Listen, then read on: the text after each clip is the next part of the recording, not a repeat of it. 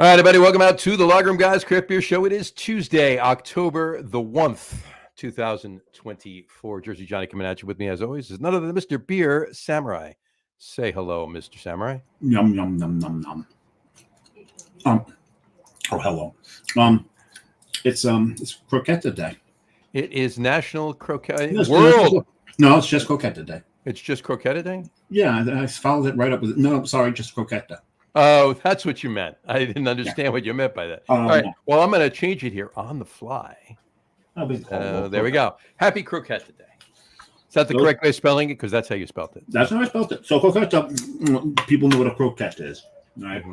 And this is basically a croquette. See, it's like this. It's just a Spanish name. It's potatoes, cheese, onions, whatever. No.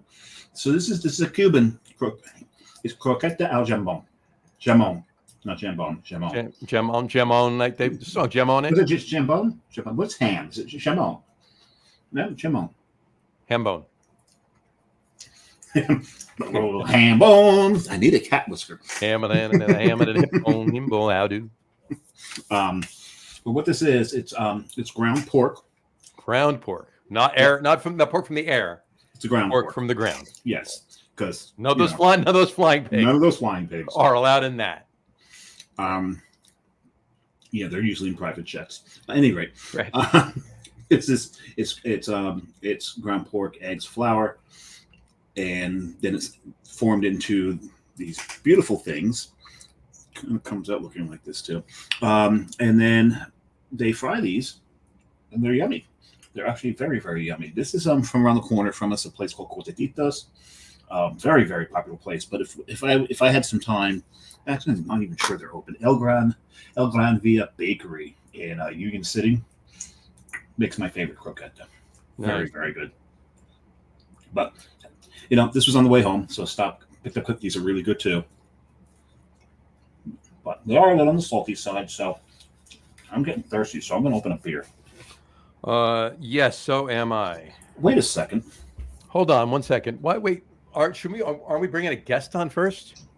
No guest. Oh, no guest today. So did you not read your own thing? Yes, I know. Well, for those people that don't read and they just tune into the show, then they know it's just. Oh yeah, there's plus those. But you can see it. You wrote it. You know. I see. You're. I was being coy. You're playing dumb. I forgot. Playing dumb, being coy, it kind of means the same thing. I was just nicer about it.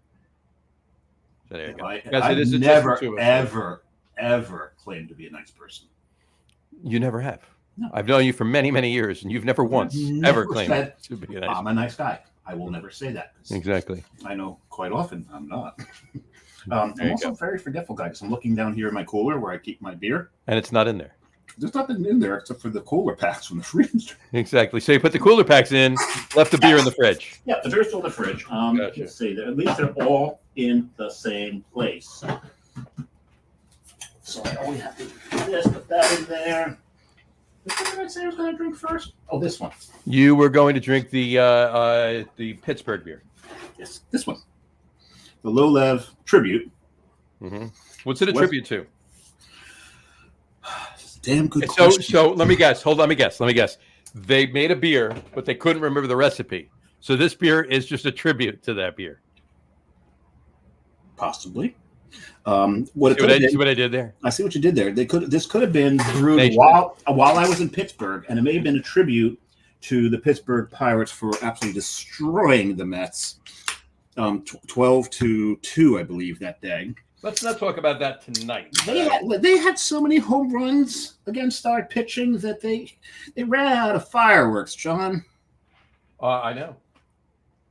I am aware, but like I said, let's not talk about that tonight. Because right now our boys are playing in the first playoff game of the season. Yes, they will be in Milwaukee. They already are. Playing the Brewers, and it's very, very rare that I ever root against a Brewer. This is true. I'm usually a big fan of Brewers.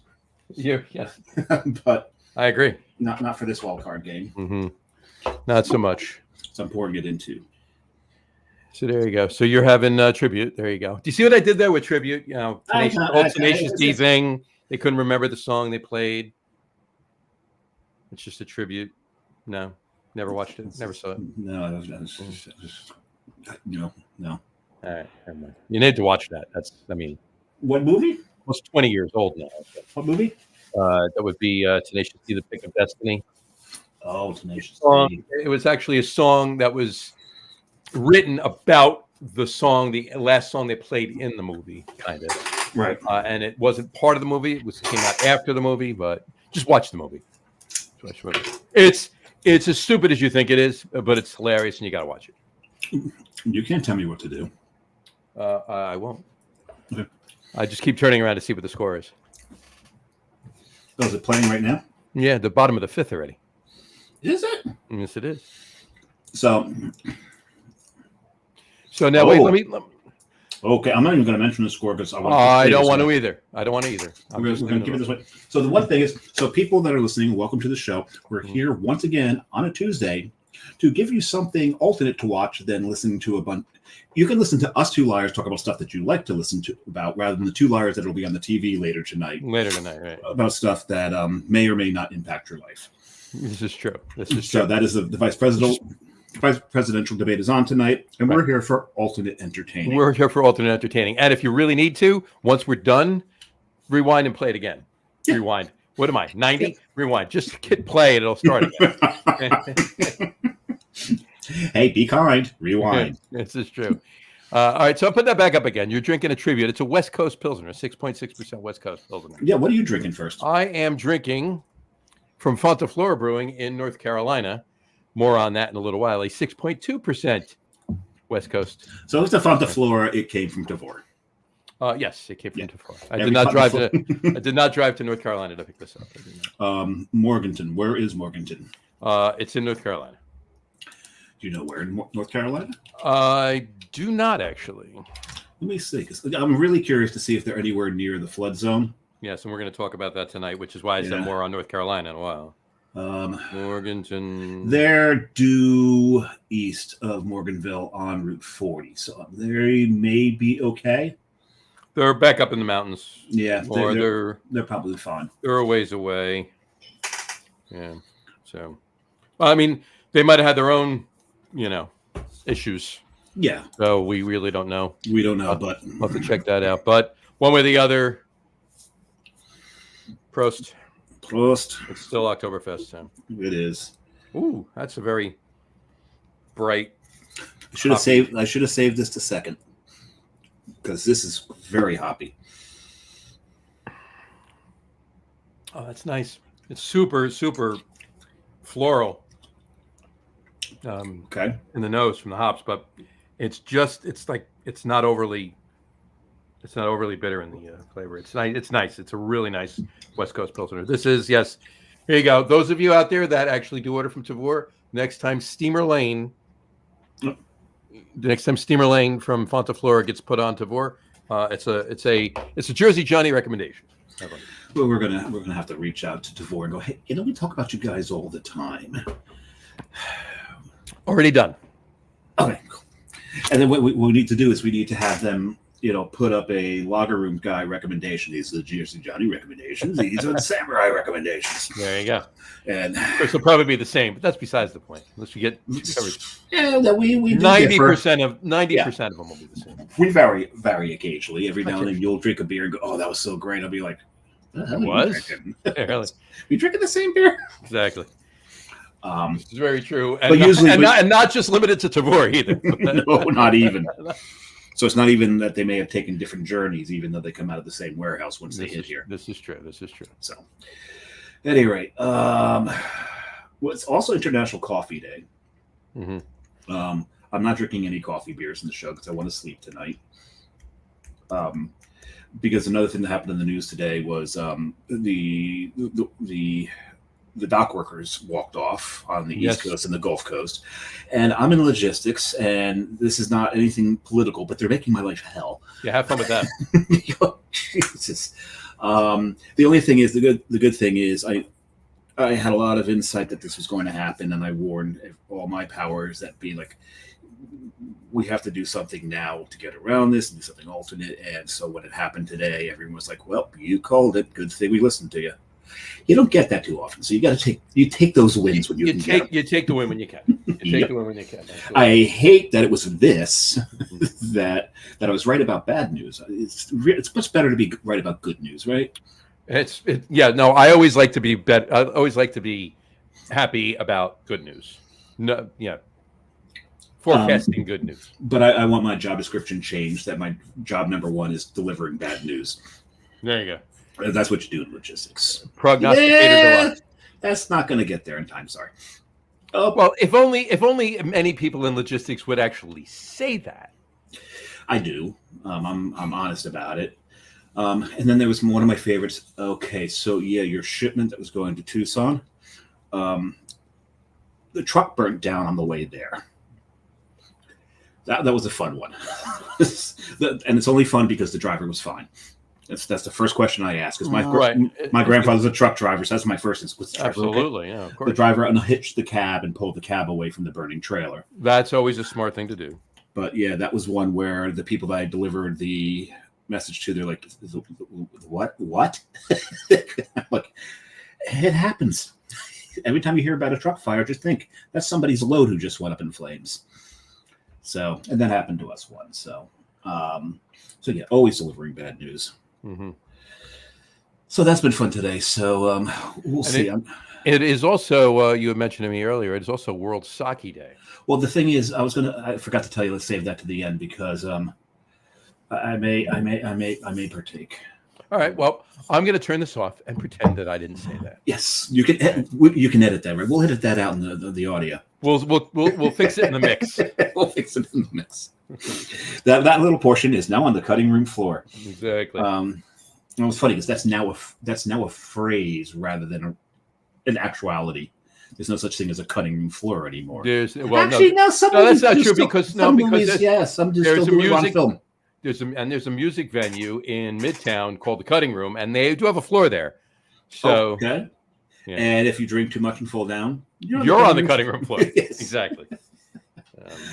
I did see and get to talk to for a while Mark Rivera at the Cutting Room a little while back. Mark Rivera. Saxophone player for Billy Joel. That guy. That guy who we've heard about. We had someone on the show who spoke about him once because he also plays saxophone. That is correct. So correct, yes. And he's got to come back on the show too. We got to get over there. We got to get over to Chris. It's been a while since I've been there. It's been a while. We got to go. I love Fifth Hammer. Really love Fifth Hammer. This is weird because this is this beer. Yep. It's fruity. It's piney. It's almost pillowy as well. I mean, look at you can see the head, this pillowy head, but it's also pillowy in flavor, in mouthfeel. But there's also a lot of breadiness to it as well. Yeah. So I don't know how I feel about that. When you get a really high hop Pilsner, you really want it to be all about the hops. You want an IPL, right? Right. But the Pilsner's fighting back. Okay. Yeah. Now, have you had one of those before? Because you were in Pittsburgh. That wasn't long ago, but I mean, it was long enough that you could have had some of the beer you brought back already. I know that I had some low lev on the show, right? Yes. How was that? That's someone blowing their nose. Oh, I did have it. Did I have it on the show? Let's see. Well, considering there's a picture of the beer with Adam Jacosa from Oddbird and you and me. Right. I think I had it on the show. You did. That's my check-in, with Adam. So for this beer. Yeah. There you go. Yeah, this particular beer. So not the first time on the show. This is not my first rodeo. It's not your first rodeo, and I do believe one of your other beers that you're having on the show tonight, you had on the show already as well. Did I? Yeah. My third one? Might be. Did I have that on the show already? Yeah. Whatever. That's fine. I'm tired of keeping track. I gotta keep track of like 450 shipments every day. I literally have. By the way, I am investing in a fridge for up here too. So, I'll say one thing: the high sense one that I have. Yep. It's not very consistent. If you put a beer in the very back of the fridge, it's going to freeze. That's what I'm afraid of, and that's why I want to get. I'm actually going to wait and get a good, like, not that the Hisense isn't a good one, but I'm going to get No. like a Frigidaire or a Yeah. Westinghouse or whatever, Maytag, whatever. It's just don't push the beers back to the wall. Right. There is like so when the shelf goes in, there's that flange that holds it. Mm-hmm. Push it to the flange. Don't push it any further. If it's up against the wall or up on that flange, the beer's going to freeze. My gosh. And if you turn it down enough so the beers don't freeze, all the beers in the front will be warm. Gotcha. So it's yeah, I may have to look into this would be great if it was just all bottles. Right. So I don't know. Maybe if I ever get a Man Cave Beer Cave, get another fridge that's a little more temperature controlled from front to back, rather than all of the cold air coming from the back. I hear you. Yeah, I might actually, for the next 3 shows, I have my beer already set. Because I know your favorite show of the year, beer wise, is next week. Those are what I'm drinking's right here. Mm-hmm. I will have a barf bag right here. Oh, stop it! One day, 1 hour and a half, 2 hours a year. To drink those beers. More on that in a little bit, but anyway, all right. Let's digress, as Tom would say, down into what we want to talk about. The main thing we want to talk about. There's a couple other things we'll touch on, but I do want to talk about Asheville and Hurricane. Yeah. What was it? Helene, right? Hurricane Helene. I don't know how it's pronounced. Helen Wheels. Helen Wheels. Yeah. Yeah. Just horrible. Let's look at some breweries that are. I'll read some headlines. We got Highland Brewing, which is located in East Asheville and downtown, is closed indefinitely. Yeah. Helene has caused devastation around Western North Carolina. They're working to communicate with their team to ensure safety and whereabouts. It's not that they were damaged because they were in East Asheville. And if memory serves, because I've been to the one in East Asheville, they're up a little bit.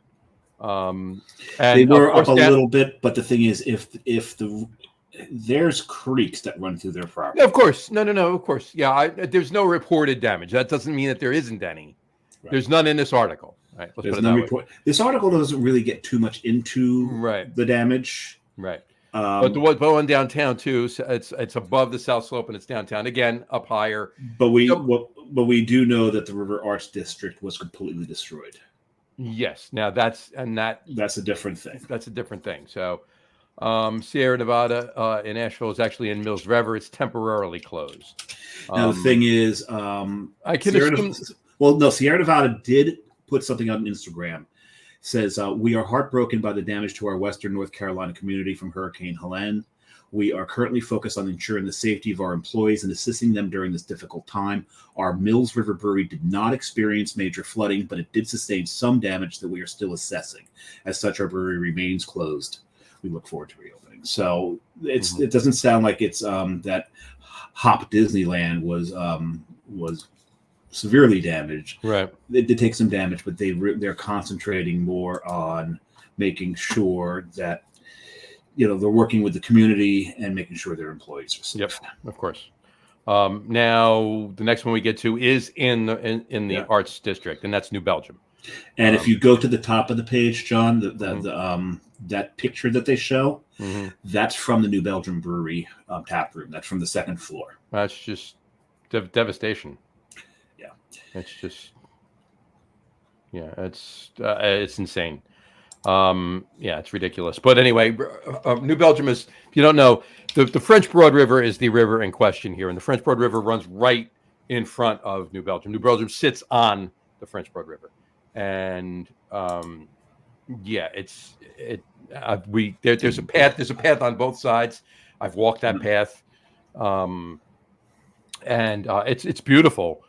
And it's unfortunate. It's so horribly unfortunate that and Wedge Brewing is down there. Wedge Brewing is down there. They're just a couple roads off the river itself. Whatchamacallit? I'm going to skip ahead. after, because Ginger's Revenge, that is I haven't been there. I thought it was a bar. I didn't know it was a brewery. So Maybe that's why I didn't go there. Yeah. Their tap room, unless it was just a bar, a tap room for, Now, space, for those of you who have been to Asheville, to give you an idea where the River Arts District is, if you are up on South Slope and you are looking straight on to the Funkatorium, behind that, maybe about half a mile, quarter mile, you're in the River Arts District. About a half a mile, let's say. Yeah, so about half a mile. Behind. And then it continues down about a mile down along the French Broad River. Yeah. But right at the top of that, right as you're getting up from the river into the area where the Biltmore is, and that area down, was it Hendersonville Road?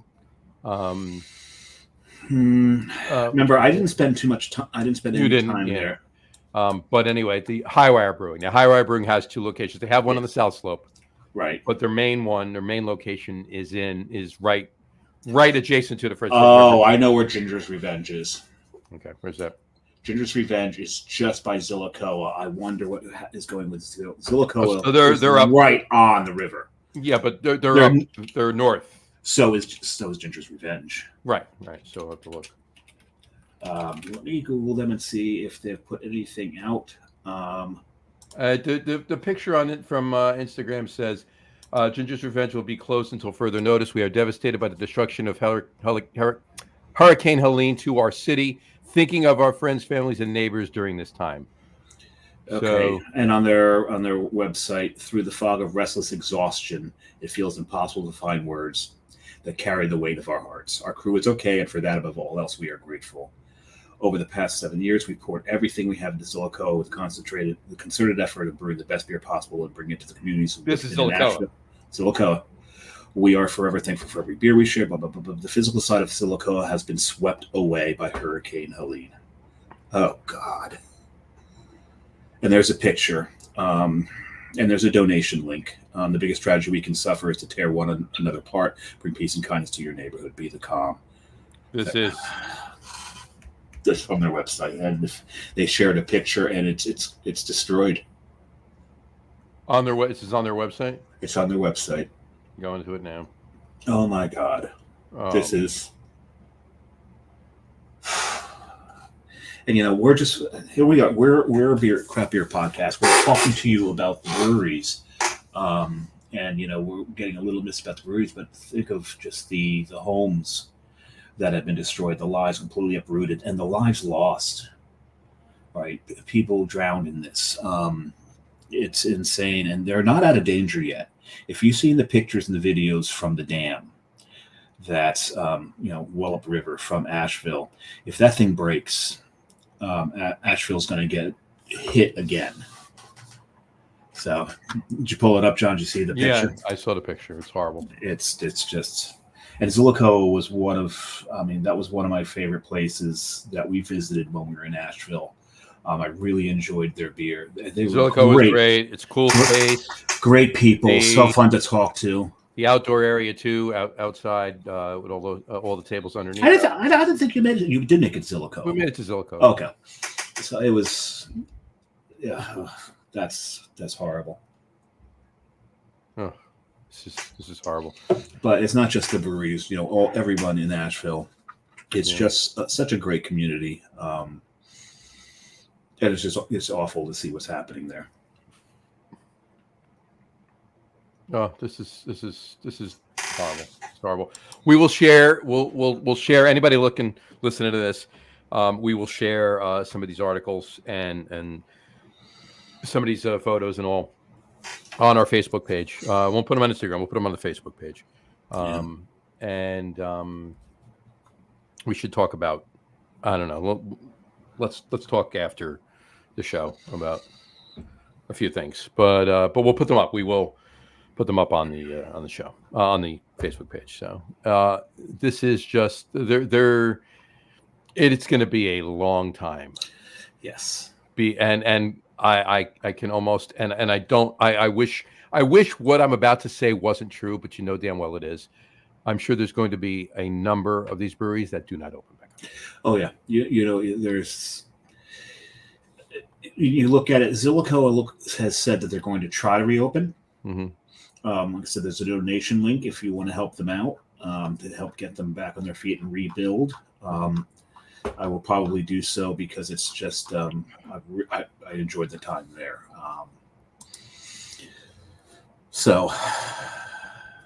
Oh, this is disgusting. I feel so horrible. Yeah. I love Asheville. I love, all right. Yeah. Okay, so let's we should probably try to move on. Yeah, let's move and on. talk about some other things. We'll share some of these articles and some of these. We'll actually cultivate some of the donation links to some of these funds that are going around for Asheville, for breweries in Asheville and people in Asheville, and any of these. We'll find them. We'll put these up on the Facebook page too. Please have at it. Take a look through it, and do what you will, because this is horrible. I mean, it seems that anytime there's a hurricane of this magnitude, that things, I mean, the last time that we had something like this that impacted the beer community pretty large was when Burlington got hit. Mm-hmm. That was Irene, I believe, mm-hmm. Had worked its way up, and just the floods, just the soaking rain just set so much down. There was towns that were destroyed, swept away. The Alchemist brew pub completely destroyed. Mm-hmm. They had to retract back to just the brewery itself. There was so much damage from that all throughout New England. Yes, Irene hit Jersey hard, but it did, yeah. But Vermont really got especially. It was in Burlington. Where was it in Vermont that got smashed? Was it Montpelier? No, it wasn't Montpelier. I forget where they had their. Maybe it wasn't Burlington. Burlington's high up. I don't think Irene got all the way up there. It was lower. It was Montpelier's just as north as Burlington. Yeah. So I forget where it was that got hit, but I think Waterbury maybe got hit hard. No, I'll have to look. But that was 13 years. That was 13 years ago. Yeah, as well. Back. It was the year before. It was the year before Sandy as well. Yep. Well, and where I lived at the time got hit hard from both of those. We were out of power for quite a bit through Irene and Sandy. I was in Lincoln Park at the time, which always gets for you. I was in Caldwell for both of them. Yeah. Which is what? I think we lived about 3 miles away from each other at the time. Yeah, but Lincoln Park sits at the confluence of 3 different rivers. Yeah, no, you got more damage than Caldwell's up on a hill. So yeah, if you remember, Cloverleaf had something going, and I had actually drawn a map for Ryan as to why, what I had to suffer through to get there, because basically Lincoln Park had turned into a lake. No, we were basically a promontory. So I could get out, go one way, and loop all the way back around. So I drew this little map with water and where all the water was and all that. Of course, I put shark fins in all the water. Did Matt put them there? No. I put them there. So this was long before Sharknado. Yes.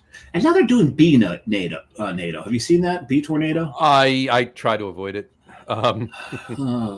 Okay, bees. Now we're doing it with bees. Okay. How about beer NATO? Beer naked happens a lot. That's a whole nother thing. But beer NATO? Oh, so you're talking the North American Treaty Organization for Beer. Yes. Yeah, I think that's a good idea. Beer NATO, yeah. NATO. Not NADO, yeah. NATO. Beer NATO. Yeah. I think we should do that. All right. What else do we have on the agenda to talk about today? Just some beer. It's also International Music Day. It is International Music Day. So happy International Music Day. One of the things we were going to bring up was the fact that we could chat about. We have a top 3. We already had a top 3. Now, those of you that may have been aware, if you heard us mention it on other shows, we had a guest cancel for tonight. Unfortunately, they got super jammed up. Their apologies. Our apologies from them to you. They will be rescheduled. But Usually when we have a guest need to postpone, we have enough time to bring in another guest, so you don't have to deal with just the two of our mugs. But in any event, he unfortunately, the guest tonight, got jammed up last minute and through no fault of his own, and he apologizes again. But he got stuck in the Welch's factory. He did. Yeah. Yeah. Anyway, so that's why you're dealing with just us tonight. But there's a few things we always have in the bag that we need to talk about. So, and when usually when we're half in the bag, usually the two of us are half in the bag, so it's fine. It works out that way. But in any event, we what am I saying? Favorite sound effects. There you go. But we want to. We had already had a top 3 list prepared. Now we were going to do it with this guest, but we're doing it tonight anyway because it was prepared. Which is why we're doing the research already to figure out. We already done it, right? Because again, it was a last minute thing, but we were saying that we could have said our top 3 non-American. I was going to say non-North American or non-English because that would you got to narrow it down because if we added, put it this way. If I didn't say non-North American, John would have been Rush. So I had to figure out a way to keep. It would have been Rush would have been in there, but it would have been Rush. I mean, the Rush is one band, so there would have been 2 others, and probably 4 or 5 honorable mentions. Okay, so who would have been Neil Peart? So your top 3 would have been Neil Peart. Well, he wasn't a solo artist. So. Geddy Lee and Geddy Lee only did 1 album. And the person whose name no one can ever remember Alex if you're Lifeson. Not a Rush fan. Yeah. Unless you're a Rush fan, everyone forgets Alex. And by the way, his Geddy Lee's real name is Gary Lee Weinrib. Weinrib, yes. And I like wine and I like ribs. Yeah, Gary Lee Weinrib. And Alex Lifeson's real name is Alexander Zhivajinovich. That's a very Canadian name. Yes, of course. And Neil Peart's real name? Neil Peart. Exactly. So actually, his real name is Neil Peart. Neil Peart, yes. Neil Peart. And there was one other member of Rush. Let's see. That was it John Fleetwood? Nope, you got the first name right there. It was the drummer that John played. Davidson? No, John Davidson. No, it's not John Davidson. It's John Cocktoaston. I'll take the second. I'll take the middle square for the block. There you go. It's John Cocktoaston. There you go. From the Cocteau Twins? No, Fletch. You never watched Fletch? Come on. Anyway, no, it's I haven't seen Fletch in 35 years. I know. John Rutsey. He was the drummer on the first album. He was the drummer up through the recording of the first album and the release of the first album. When they went to go on tour, he bailed, and that's when they auditioned and hired Neil Peart. And now he's kicking himself. If you buy Rush, the original Rush album, it's not Neil Peart thing. You get John Rutsey's on the drums. Okay. So we'll take England out of it as well because you got to be able to. It's just so much came out of England. So we'll have to take them out.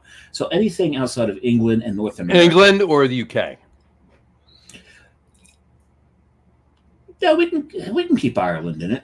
Okay. There's no Northern Ireland because Northern Ireland's in the UK. The Republic of Ireland is not. This is true. All right. So just England. So big country does count because they're not England, even though they are UK because they're from Scotland. Right. Okay. So England and North America and England. All right. So mine, obviously, probably might have had Triumph in there as an honorable mention. Triumph. I thought they made cars. Triumph? No, they were. They make cars and motorcycles. I never heard a song from Triumph. Come on. Triumph was actually named after the brand of cars and motorcycles, John. Just saying. And another Canadian power because they used their what you call it. They used the Triumph Auto Company's logo, didn't they? Yeah, actually, you're right. Yeah. What you call it? It's another Canadian power trio. Can you name those? Guys? Not a shot in hell. That would be Rick Emmett, Mike Levine, and Gilmore. Yeah, no one cares. I do. And if Gattulo's listening, he cares too. But Yeah, that's I it. And Anyway. if my friend Coop were alive and listening, he'd also care, and he'd probably correct us. Go, yes, but from March 12th, 1978 to March 15th, 1978, the guitarist was, because he had that kind of brain. It was terrifying. International bands, not North America or England. Yep. You know what? I'll throw a few out there. I'm not giving a top 3 list because I'd No, really do a lot of. You know, you want to throw enough first? You want me to go first? Well, U2. I'm going to say U2 is definitely going to be on my list, 100%. Me? U2 will definitely be on my list. I said. So who else is going to be on your list? It's me, and who else? U2. Well, there's 2 of you sitting there. Come on, you have 2 personalities. There's at least 2 in there. There you go. Also, and they were named after the American spy plane. This is true. This is true. And that's why I asked you about Ireland, obviously. So. Yes, I figured.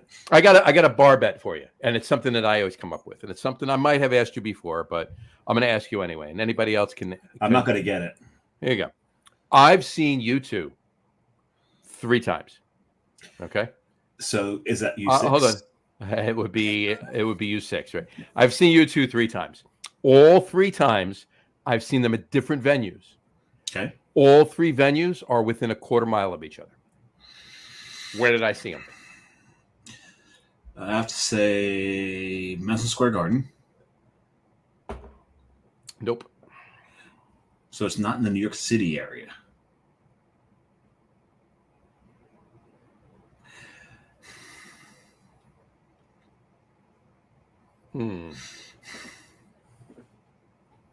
What do you think? All within a quarter mile of each other? Oh, in a quarter, half mile-ish. Very close. No, I can't think. Unless you're talking... What do you think? Shea City and where they play tennis.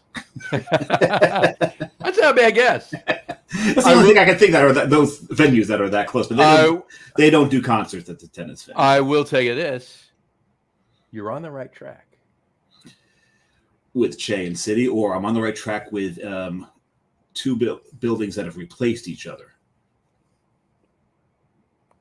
You're on the right track. So then it gets down to like JFK, the Spectrum, and the Eagle Stadium. That's not which would be the link, but that's a good guess too, but still no. Okay, hit us with it, John. Giant Stadium, MetLife Stadium, and what else is Continental Airlines Arena. Oh, okay. I forgot about Brendan Byrne.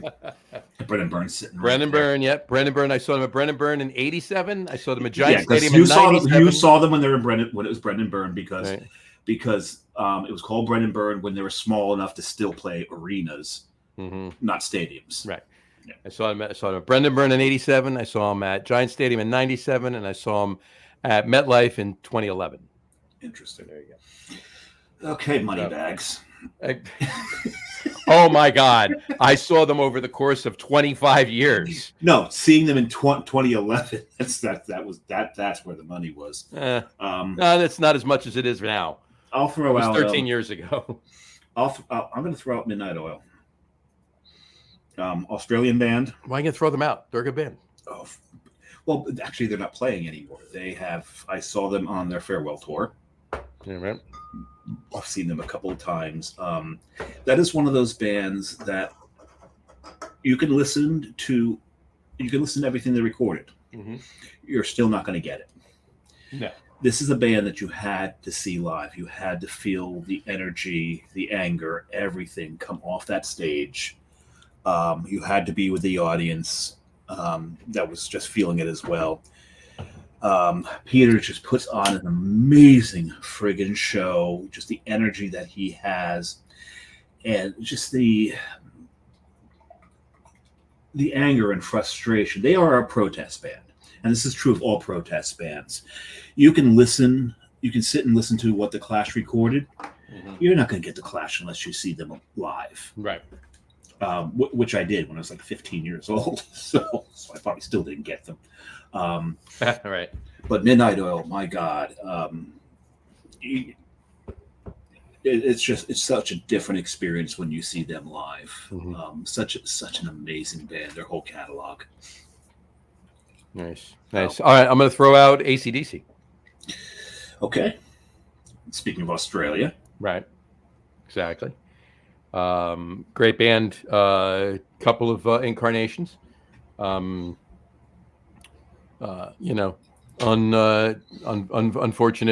Bon Scott. But Brian Johnson filled the shoes. mm-hmm. And now is Axl Rose still filling the shoes? I believe he was last. I did not like that, actually. I didn't. No, who would? Yeah. But yeah, I'll throw that AC/DC. Throw out another one, and I'll throw out another one, and there you go. Do I have another one? I'm not sure. Another one. No, I'll throw out one again. I'm gonna stay in Australia and go with an XS. There you go. Very nice. Very nice. I will move on from that one then, because that was what I was going to say. Men at Work. I gotta be honest with you. Oh, so you're staying on the island, continent, country. Exactly. And I always loved Men at Work. Never saw them, but I did see Colin Hay a number of years ago. Hey. Solo. Fantastic. He did an acoustic set, and it was amazing. So yeah, always loved the Men at Work. And if we're staying in Australia, you've gotta go with the Bee Gees. Fair enough. Yeah, but I mean, because this is kind of where I was going with this, right? I mean, if you take England out of it and you take all of North America, Canada, everything else out of it, the next biggest country that you're going to get a lot of bands, it's Australia. Australia. Yeah. It really is. Oh, and let's not forget the Hof. No, yeah, I can't forget the Hof. We go to Germany and go to the Rammstein. Du hast. Du hast. Well, and one of the most popular bands that was, outside of the countries that we've eliminated here, ABBA. Sweden, right? Yes, Sweden. And one of the singers, one of the female singers from ABBA, I don't know which one it was. Well, I can't remember her name. I know which one it was. If you look at it, she was actually a product of the Nazi genetics programs. Oh wow. When they were trying to create the master race, she actually came out of that. Wow. Yeah, it's a very strange fact about ABBA. And going back down to Germany, nearby, Switzerland. I've heard of Switzerland. The Von Trapp singers. The hills are alive. Speaking of the Von Trapp singers, I poured my second beer in your Von Trapp glass. In my Von Trapp glass. And what is your second beer? My second beer is, I'll throw the up here. And I want to talk about this for a minute. It's an Oktoberfest. Samaritan from Masthead Brewing. Masthead Brewing in Cleveland. This is an amazing brewery. They make really, really, really spot on beer. Really delicious beer. Right in downtown Cleveland. Amazing space too. I love the space. I've been there a couple times. It's really, really cool. Check out their beer if you haven't had any. I did not get this from Masthead. I got this from Dave. Tavor. There you go. But had to get it. I ordered it. My Oktoberfest box from now on. In, so I had to have one of them. From now on, we have to pronounce it Tavor. Just like the Bears. The Bears. So there you go. So Prost. Quite literally. Well, I've actually poured my second. Which is so you know what? It's time for a change. Why don't you tell us what you poured? I poured. This is in honor of the Brady Bunch. Okay. And their hit song, "Time for a Change." There you go. Remember that when Peter's voice was cracking? Time for a change. It is time for a change. And this comes from Anchorage Brewing Company. Anchorage Brewing Company from Anchorage, AC. Yes. And so I heard it said that, okay, so Alaska is AK. They couldn't be AL because Alabama had it first. Right. They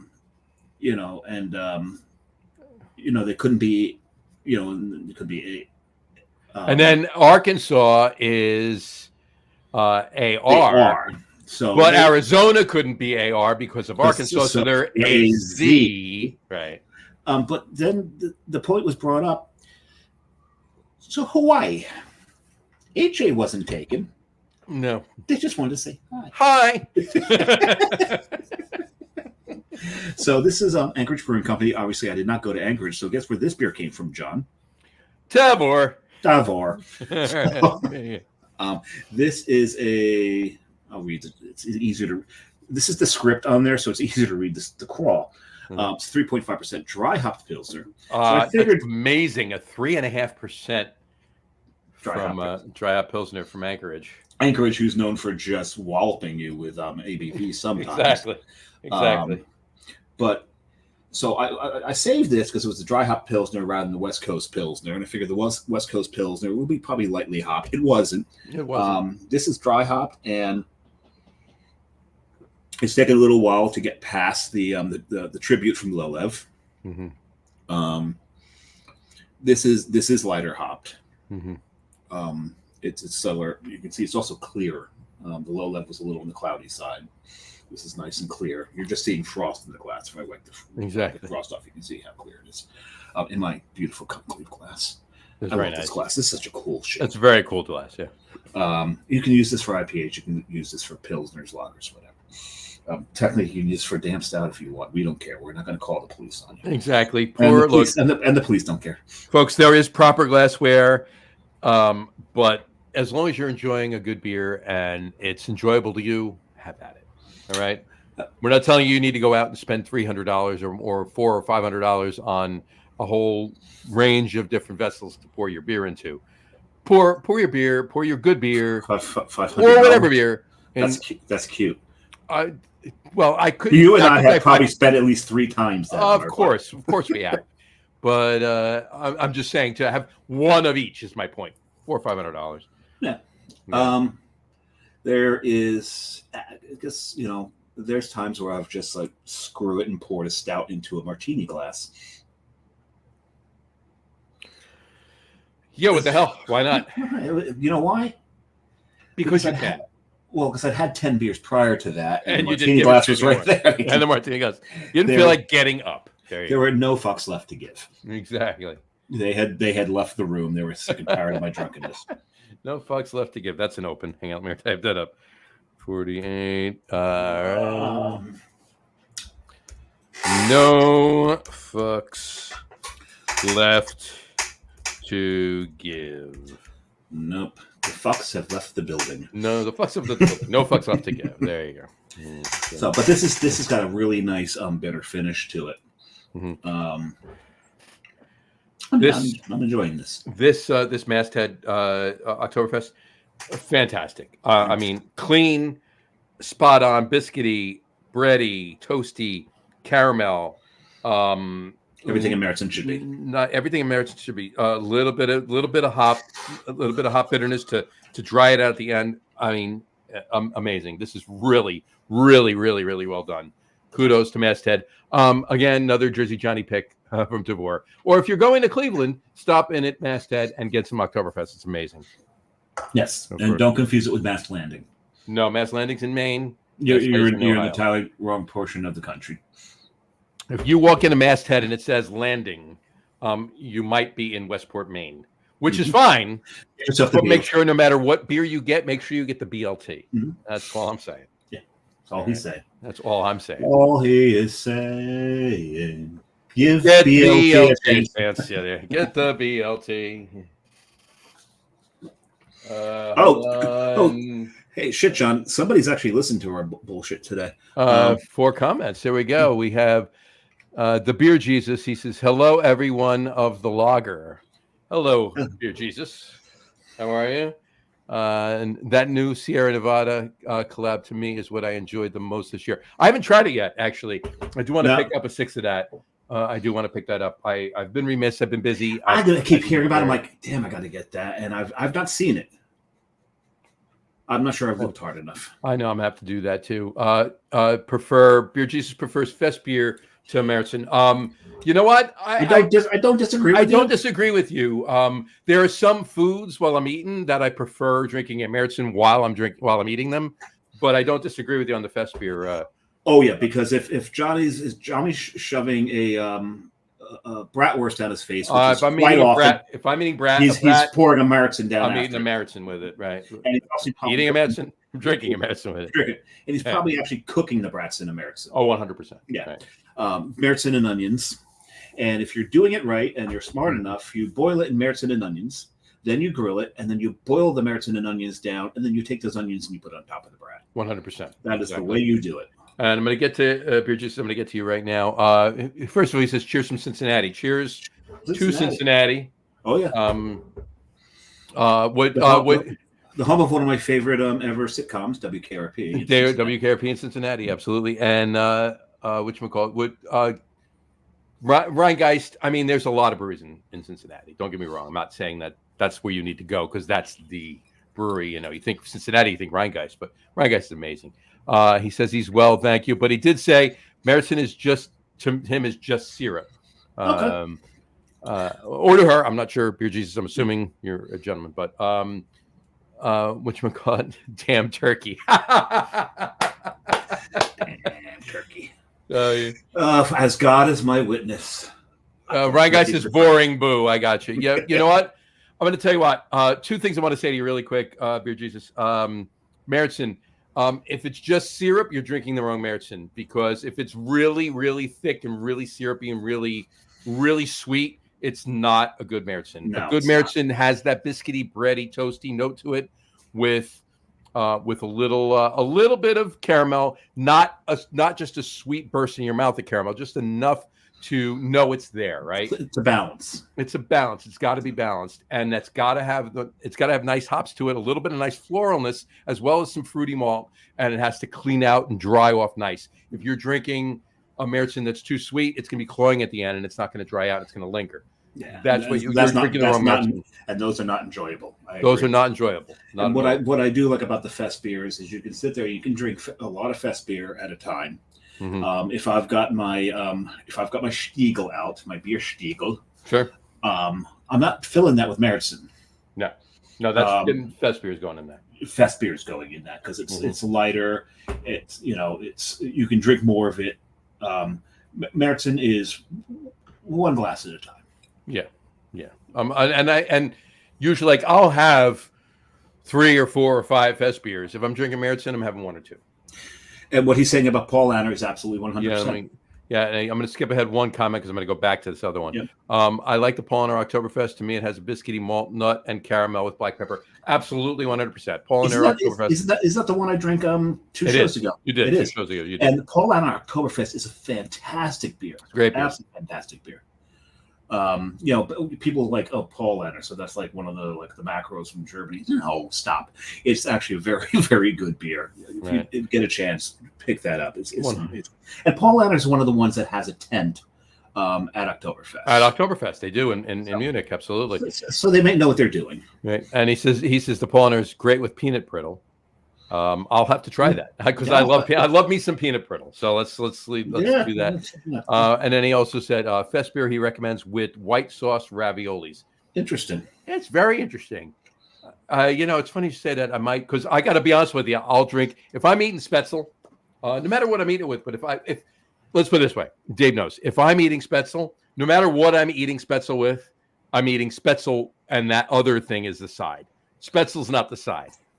Spätzle's what I'm eating, and the sauerbraten or whatever else is the side. John knows damn well I feel the same way. But I was actually at a German restaurant, and they saw how much I was enjoying the Spätzle.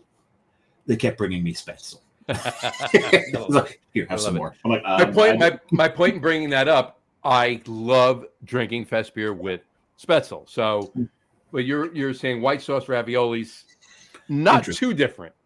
Different, but not too different. So I'll have to try that actually. White sauce is a little different than the butter that goes on this. Well, it depends. I mean, it's white sauce. Is it a cream sauce? Is it a cheese? That's the other thing too. He says he still can't find Augustiner. I haven't seen it. I haven't seen it this year yet. I haven't seen it. No. By the way, Beer Jesus is coming to us from Twitch, watching on Twitch. Yeah, that's what the little that's what the comment is. But I'm going to go back up, and he said, Brewhova is the god. I'm assuming that's a brewery in Cincinnati. Next time I'm in Cincy, I'm going to absolutely have to go there. Well, unless it's a play on Jova. You're checking. I'm checking. So we'll Oh, definitely I don't see a Brewhova, so that might be the god. Brewhova. I don't have a Brewhova, so you have to explain the Brewhova to us. Yeah, explain Brewhova to us. So it's a pun on Jehovah. I told you that. There you go. Okay, That's what I figured. So you know what? Somebody in Cincy has to open up a brewery called Brewhova now. Yeah, so see Beer Jesus. I'm like Brewhova. Jesus, get on that. Get on that. So Brewhova is Beer Jesus' father. There you go. There you go. And then there's then Brewgeist would be the Holy Spirit. That'd be your right, exactly. Brewgeist. Brewgeist, yeah, would have to be that'd be your not triumph. But to bring this back around, if Brewgeist is what you're saying it is, a Brewgeist from Germany would be a Rheingeist. It would be a Rheingeist, and that's where we started this conversation. That's it. Oh, he did say that Sauerbraten is best with Celebrator or Celebrator with jerk chicken. Celebrator with jerk chicken, absolutely. 100%. Oh wow. Yes. I love Celebrator. Celebrator is an amazing beer. Well, you take any it's a Doppelbock, right? It's a Doppelbock, yeah. Doppelbock. Any Doppelbock with dark spice. You know, I'm down with. And that's what jerk chicken is. You got the Maillard reaction from the roast, and then all that spice in there, and Doppelbock. Yep. That sweetness of a Doppelbock can really seriously counteract some of that, and it works beautifully together. That's 100% agree. 100%. Absolutely. All right. How was your? This is going down a lot quicker than Tribute did. Not that I enjoyed Tribute, but Tribute was a very palate challenging beer. Well, I'm gonna have to go. I'm gonna be out in Pittsburgh in about 3.5 weeks. I'm gonna stop by. You got to go to Low-Lev. I'm gonna go and then down the road to Coven. I haven't been either. You got to go to both of those. No, those I'm going. Those are two that I'm going to go to specifically because I haven't been to both of them, either of them, and I want to get there. So I'm going to go to both of them. But my point in saying this is that I'm going to say I did. Usually I don't. It's funny. I know. It's normally just rambling. It's usually, but I'm going to see if they have that. I'm going to see if they have Tribute, and I'm going to pick. I'm going to pick up one. And I just want to see because, I mean, the amount of time. I mean, you weren't there that long ago. It was the beginning of July, right? Mm-hmm. So August, September, October. So it was less than 3 months ago. Yep. All right. So a beer like that, and it's a dry, it's a West Coast Pilsner, right? Yep. That beer should be fine for another at least 3, 4, 5 months. At least from now, especially as heavily hopped as it is, right? If not longer, right? But I'm just I want to get a fresh one.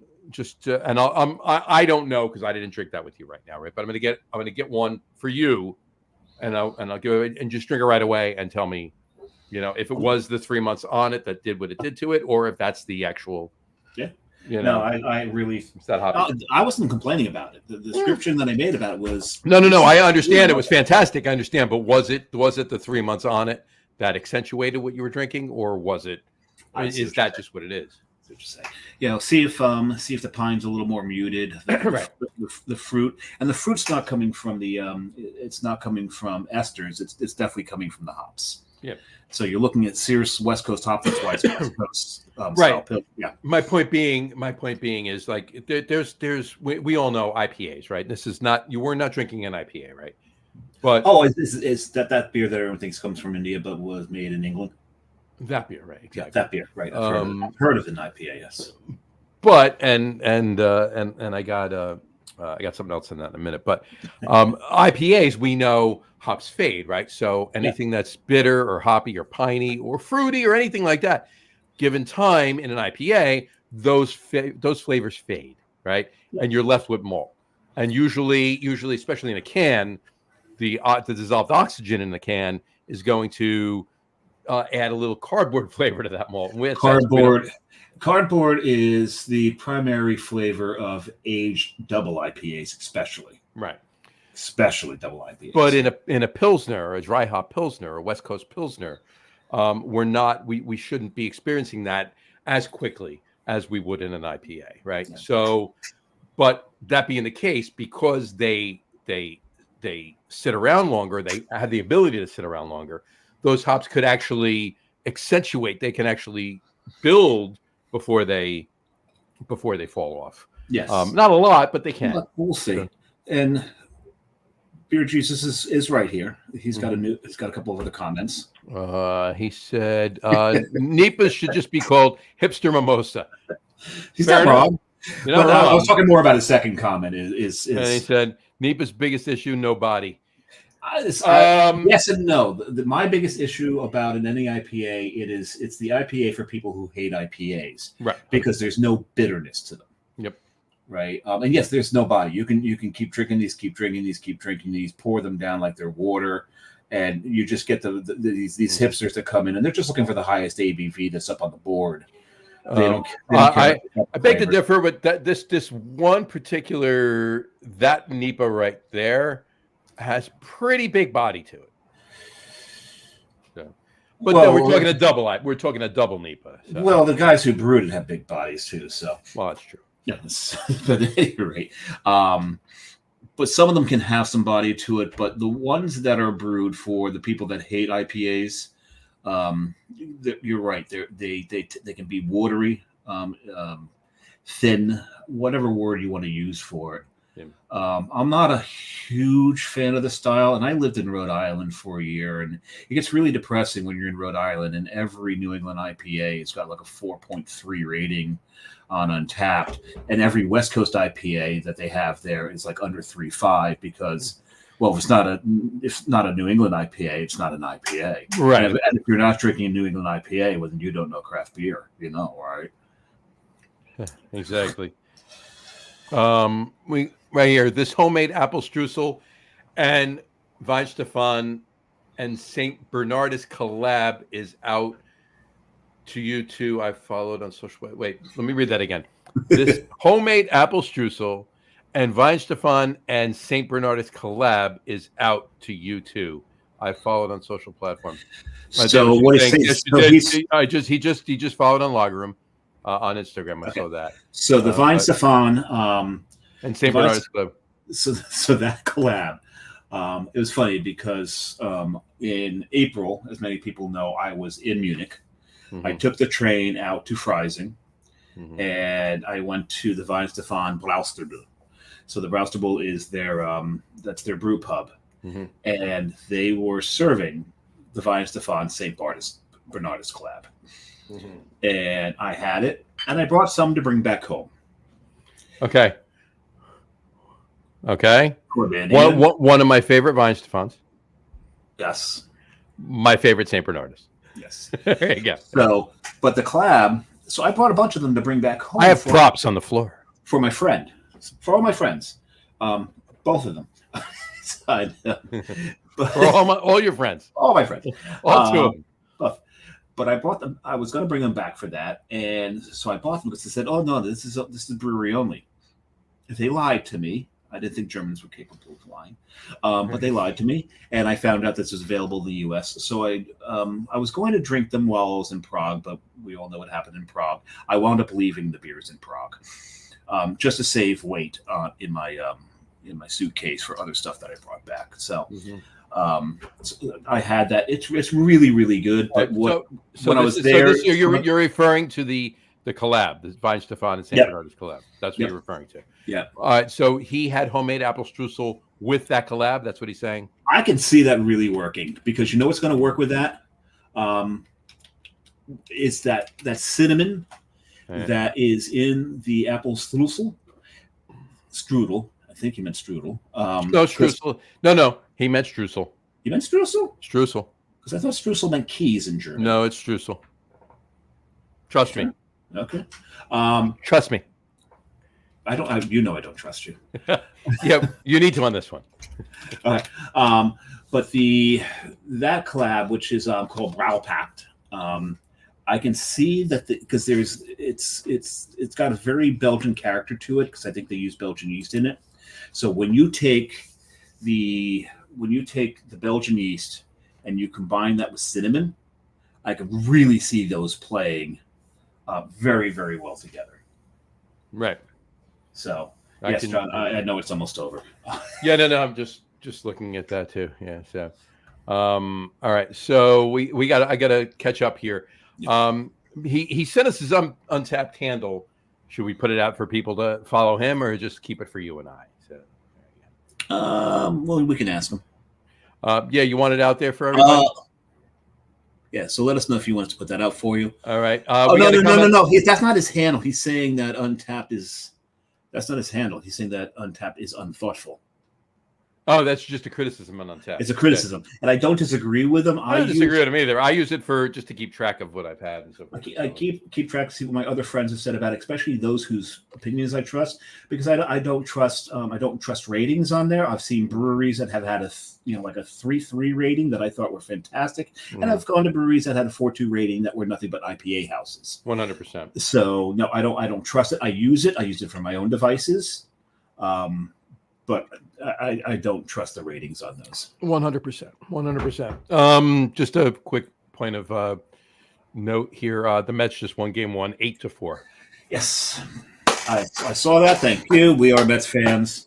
So there you go. I'm going to catch up here really quick. We got a lot. All right, I'm going to catch up. First of all, Doug Smith commented in. Just had a double juicy hazy today called Big Cat. A collab from Ocelot Brewing Company and the Veil. Two great breweries. Yes. Have had Ocelot, have had Veil, have been to the Veil, haven't been to Ocelot. I've been to the Veil as well. 8% ABV and that's in Richmond, Virginia. Yep, absolutely. Ocelot is also from Virginia, I believe. Ocelot is, yep. I just find this is that's the collab. That's Brow Pop. Brow Pop. Yeah, there you go. Whatchamacallit? Then he said, I'm working on making it into intern of mine, but here they bear they're xenophobic. They're xenophobic. Yeah. Well, when we were there, we took the tour. On Tuesdays, they offer an English only tour, and our tour guide, who is interning there, is from Pennsylvania. So have faith, have hope that you can get in there, because if a hick from Pennsylvania can get in there and work, you can get in there. You can get in there. But considering that they used to be a monastery, you probably don't want to say that you're beer Jesus. They may not let you in because it might be blasphemous. Just a word of advice. You never know. Maybe they'll actually embrace it. Who knows? Maybe. Who knows? There you go. He just said he made Abbott 12 barbecue sauce. I'm going to need some of that. Yeah, we're going to need the recipe. I'm going to need at least the recipe. We'll talk after. I'll message you on Instagram because you just followed us. So there you go. Doug Smith said, agree with Dave. Juicy Hazy is IPA for drinkers who don't like IPA hop bitterness, 100%. Yeah. And then he proceeded to say, easy on Rhode Island, Dave. I'm not making fun of Rhode Island. I'm making fun of the fact that they don't like West Coast IPAs there. Yeah. And that's a fact, Doug. Doug, we've got a lot of – Doug knows Rhode Island. He knows it well. He does, yeah. Then Beer Jesus said, Streusel is German blood friend. German blood friend. Apple blood friend. I said my point is, I said, trust me, Streusel is Streusel. There you go. Then Jess said, what's better than beer? A game 1 win by the Mets. Yes, 100%. Jess is a big Mets fan. She never pays any attention to this damn show. Yes, because she was downstairs watching the Met game, and I heard her screaming. So you didn't, because my mic is your mic doesn't pick up. Well, no, because my mic is unidirectional. Your mic is I'm picking up everything in 3 miles. So, yeah, mine is like the sniper of mics. It pretty much is. Beer Jesus said, I made my streusel with mace. That's awesome. Okay. Yeah, absolutely. Actually, so this way you can scare off bears with it. I like that. Not that mace. Not that mace. No, this is just a criticism on Untapped. That's what he said about that. Doug said strudel and streusel, 2 different things, both delicious. Both he said both good. I'm saying both delicious. Yes. Unthoughtful. He said the problem is people don't know what they are drinking. Absolutely. No. You know what? There are some people. Some people do, but for the most part, for a small amount, right? But for the most part, they really don't. You know, and believe me, we've talked till the cows come home. We've talked on this show about Untapped, so I'm not going to get into a deep debate about it, but 100%. I love. My favorite thing is when somebody makes a comment This is the best IPA I've ever had. I hate IPAs. 0.25. Or you get someone who's drinking an IPA and say a West Coast IPA says this is too bitter and gives it a 2. Right. Right. Or they're drinking a lambic. Oh, this is too sour for me. 2. Yeah. No. If you don't know what you're drinking, don't rate the beer. Yeah. Now, I'm assuming this is Beer Jesus because he's on Facebook too. So he's commenting on Facebook as well. He's got the beard and the hair. So or Beer Jesus, let us know if this is you on Facebook or if there's just a competing Beer Jesus on Facebook. Dueling Beer Jesus. Dueling Beer Jesus. Yeah. He said that is thou. He said it should be a capital T. I love it. That's great. Dude, you got to tune in every Tuesday night, man. This is fantastic. That's fun. And he goes, LOL, I was born on Easter. Look like Jesus, make my own beer. There you go. So you can turn water into beer. I love it. Only turned into wine. I prefer the beer. So well, that's the only story we got. We don't know that he didn't turn water into beer. This is true. It just wasn't documented. Exactly. Rhode Island beer is for taking down sharks. He's talking about crush it like Quint. Crush it like Quint. Absolutely. He's talking about Nasty Gansett. Exactly. Yes. And he said, my IPA tasted like Irish Spring, so did my cilantro both. There you go. Oh, so he's got the same. He's got the two of you. He's got the gene that makes cilantro taste like soap. Yes. You and cardamom, right? Cardamom also just overpowers me. It doesn't taste like soap to me. It tastes like cardamom. It tasted like I've just digested every seed on the plant of cardamom. It's just, did you pour your third beer? Yes, I did. What? Why don't you tell everybody what it is? Why do you want me to show this beer, John? Because I love this beer. This is one of my favorite beers right now out there available. Except I just spilled half of it. Oh, well, you have more. It's a really good thing I've got a napkin here. I have a napkin here. What do I do with my napkin? I don't know what you do with your napkin. It's all over my mouse. My mouse is enjoying. Wait, your napkin is all over your mouse? No, the beer's all over my mouse. I got you. I had a napkin. I always have a napkin because I have a tendency to spill. And the napkin flew the coop. Oh no, here it is. Never mind, I found it. Here, I have a napkin. You want it? See here, thanks. Okay, I got it. Thank you. There you go. It actually worked. It's very weird, but it did. Kind of worked. Okay, so it's on the wall too. Man, this one's a good one. I really thought the can was empty, so I just picked it up without thinking about it. Did it get on the floor? Of course it got on the floor. Why would it have not got on the floor? Anyway, what's really weird about this beer? This is really strange. I don't know. You use this beer and the word weird in the same breath. Well, here's weird. There's a logo. The logo on this beer is the same logo that's on your friggin' hat. How strange is that? And your shirt. You're right. That's weird. That's very strange. That is weird. So this is Port Out Starboard Home, also known as POSH. Mm-hmm. Most people don't realize that POSH is an acronym. Mm-hmm. There's a lot of acronyms that people don't realize are acronyms. POSH, Port Out Starboard Home, is when ships were leaving England heading to India. You would ride the port side of the ship, which is the left side of the ship. You would ride the port side of the ship to see land on the way out, and then on the way back to England, you would ride the starboard side of the ship. In order to do that, you were not. I'm not going to. You were well-to-do, right? You were the. It cost more money to have. It cost more money to do it, right? So people were saying that was, and Port Out Starboard Home became a phrase, right? So, like any good phrase, people make it an acronym. Have to shorten it. POSH. So it's POSH to ride the ship on the port side out and the starboard side home. It's POSH. So there you go. Yes. So, but at any rate, so here we go. I've got the, and this is it's in proper glassware. Yes, it is. Look at that. Proper glassware. I had 2 of these. Broke one.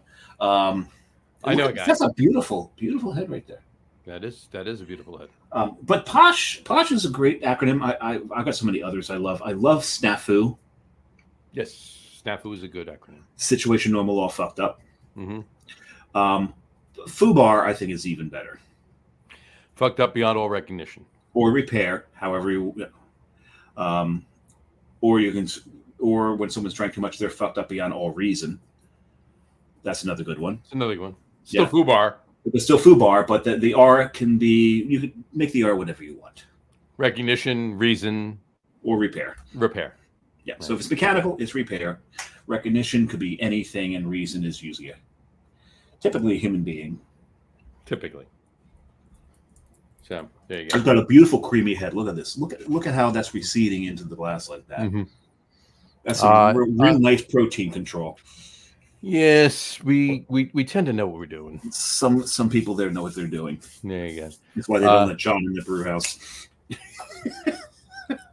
There you go. There you go. Beer Jesus on Facebook. He's over on Facebook now. He said, "Yes, that's me, the Beer Jesus. I DJ on Twitch, but my music isn't the most friendly thing. I'm drinking some Le Chouffe with grilled salmon and dill, garlic, potatoes, and sweet chili cornbread." Dude, you are making me so fucking hungry right now. And I love the fact that this is just one stream of consciousness.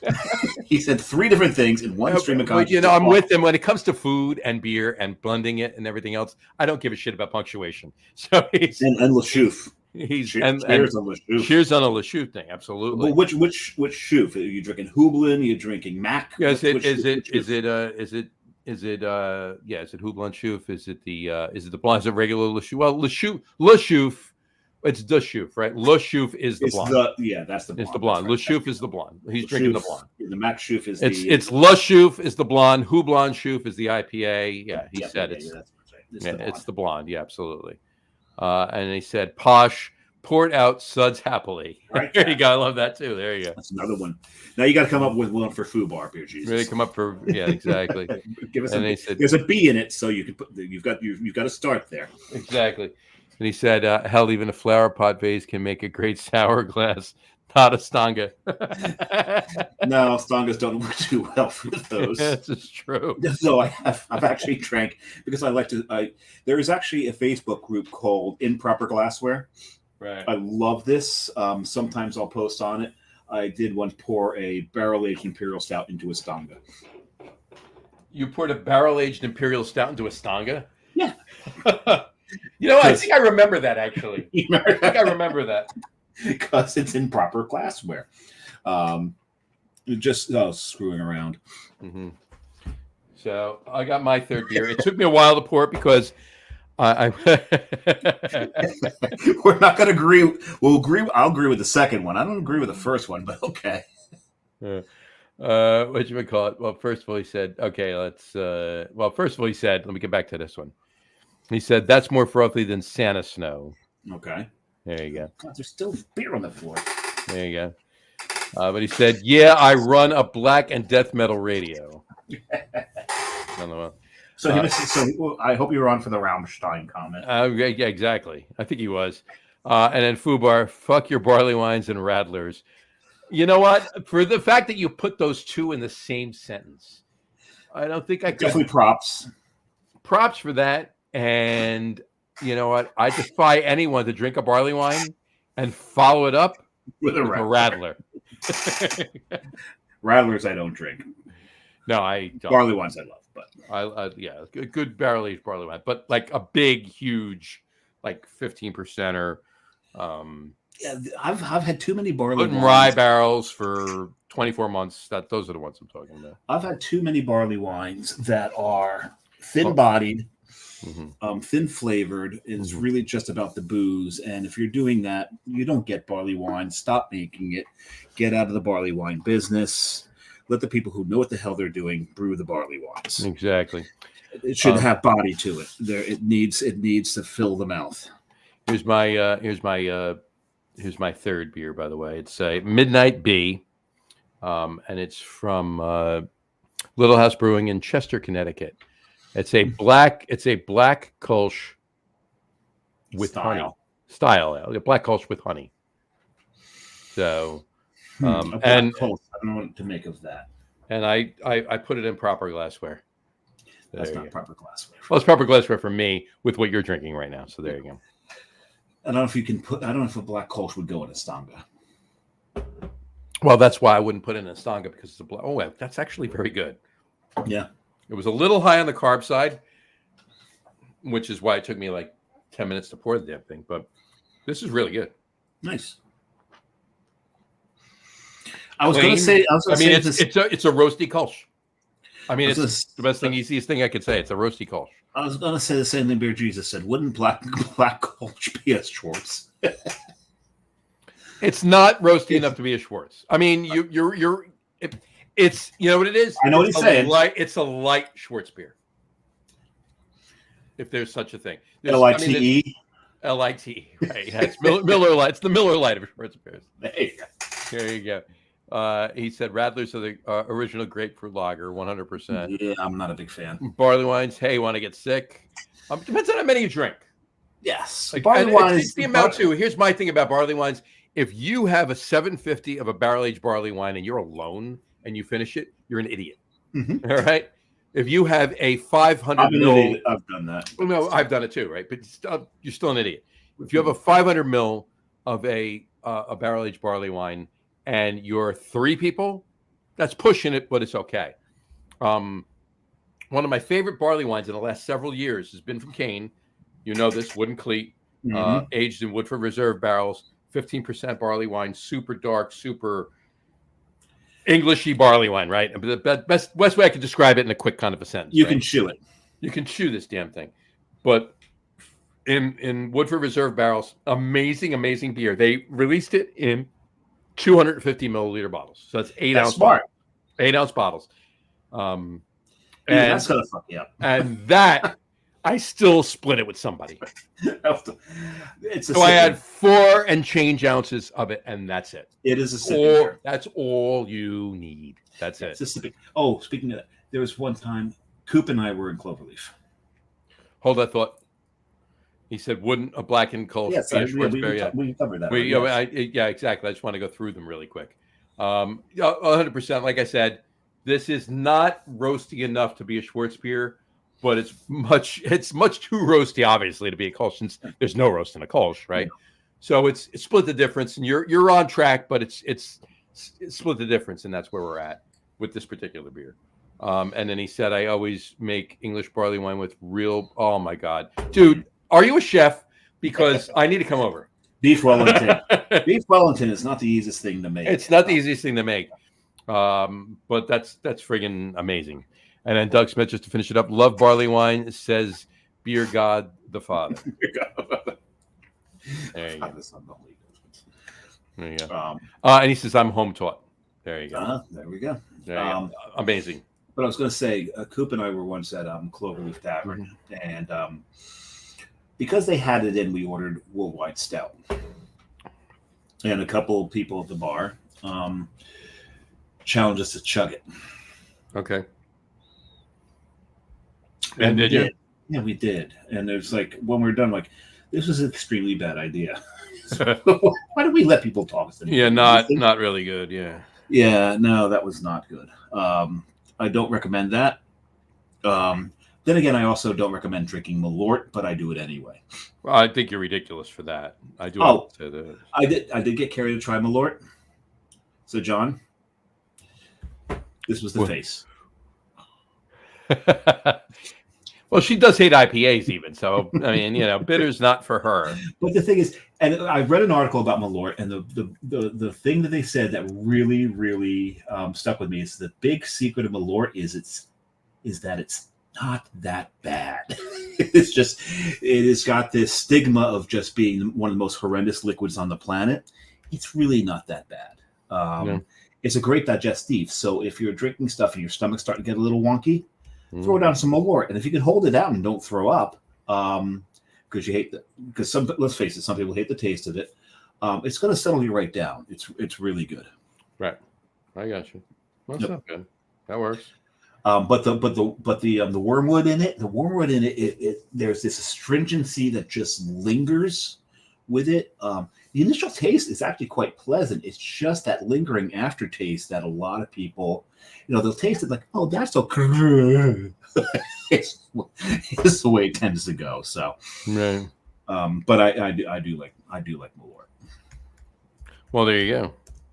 So, and I think Beer Jesus has a comment on Malort.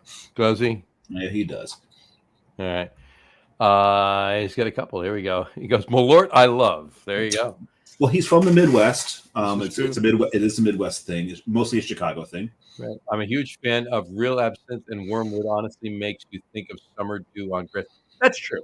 It's true. No, I do have to agree with him on that one. Absolutely. So Beer After Jesus, a rainfall, 100%.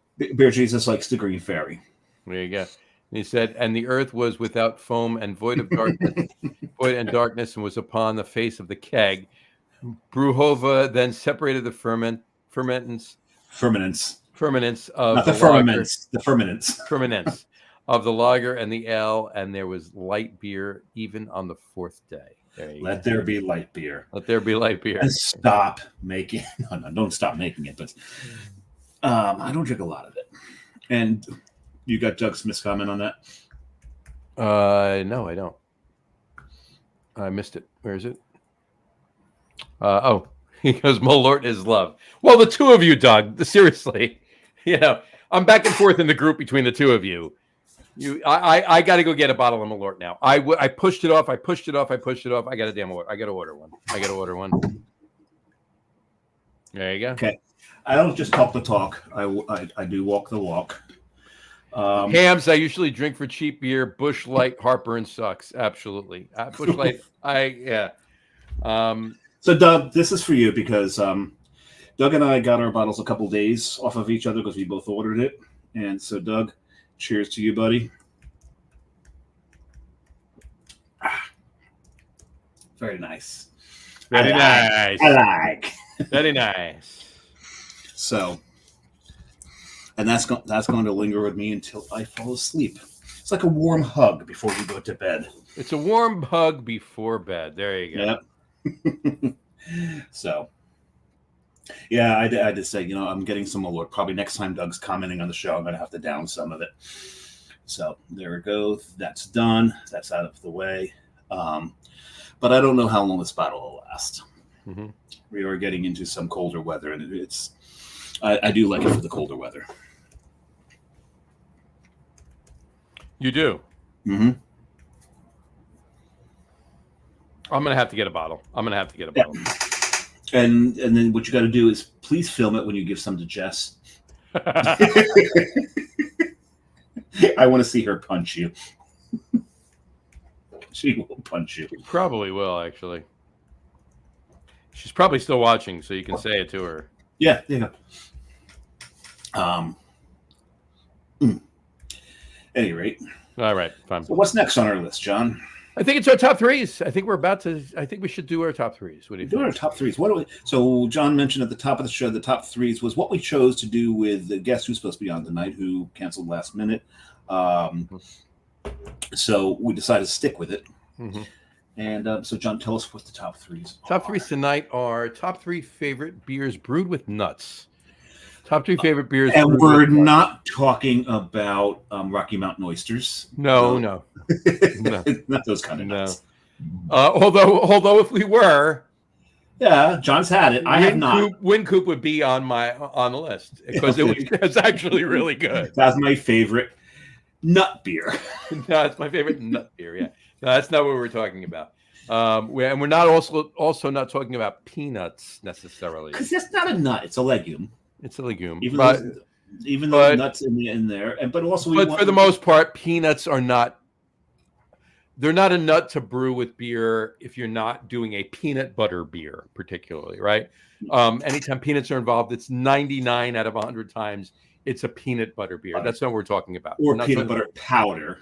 Or powder, or whatever, right? We're talking about nuts. So we're talking about, hazelnuts, pecans, depending on where you are. Almonds, walnuts, filberts, Brazil nuts, right? Hazelnuts and filberts are the same thing, but I'm aware of that. I was seeing your catching. It's also a great comic strip. Oh no, that's Dilbert. Never mind. Go ahead. That's Dilbert. Dilbert. Right. You got to draw a nut guy and put a little tie that sticks up on him, and the glasses. Call it glass and call Don't forget the glasses without pupils. Right. I'm telling you, is it just me or is Dilbert a caricature of Drew Carey? Absolutely. No, I think it's the other way around. That's true. I really think it's the other way around. Dilbert was around. Who came first? Dilbert came first, and then the Drew Carey show, and I think Drew Carey is actually a takeoff of Dilbert. Exactly. All right, so Samurai, kick us off. But for what? The Oh, the top three. the top three favorite. Top three. It's been on the screen. Top three favorite beers brewed with nuts. I'm sorry. I just drank Wormwood. Well, that's your excuse, but Okay. I actually have four. of course you do. Of course I have four. I only have three. I actually have four. And old ass dude, need my glasses. Of course, three of your four are probably my three, but no, my fourth is I'm gonna put it as an honorable mention because it's a brewery that no longer exists, and I lament the loss of this brewery, and that's Laughing Dog. Or maybe they exist, just stopped coming to New Jersey. I don't remember which, but we couldn't get them. They're the ones who brewed the beer Dogfather. Okay, right. With the Godfather logo on it. But Yeah. And they did a pecan porter. Mm-hmm. It was actually really damn good. I really enjoyed that one. So that's kind of my honorable mention. Number three, the brewery's Grey Monday. Okay. Right. I believe that is brewed with hazelnuts. Mm-hmm. Right. So it's their it's the biggest stout in the weekday series that they make there, but they brew it with hazelnuts, and that's really just a. What's it called? It is called Grey Monday. Oh, great. The brewery's Grey Monday. No, the beer's Grey Monday by the brewery. Oh, the brewery's Grey Monday. Yes, the brewery Grey Monday. So the brewery is Grey Monday. Yes, Mr. Brews. What's the beer? Grey Monday. Brews Come on. Brews on first. I love the fact that he called it the brewery, named after himself because his last name is Brew. No, Rue. His last name's Rue. Family Rue. R-U-E.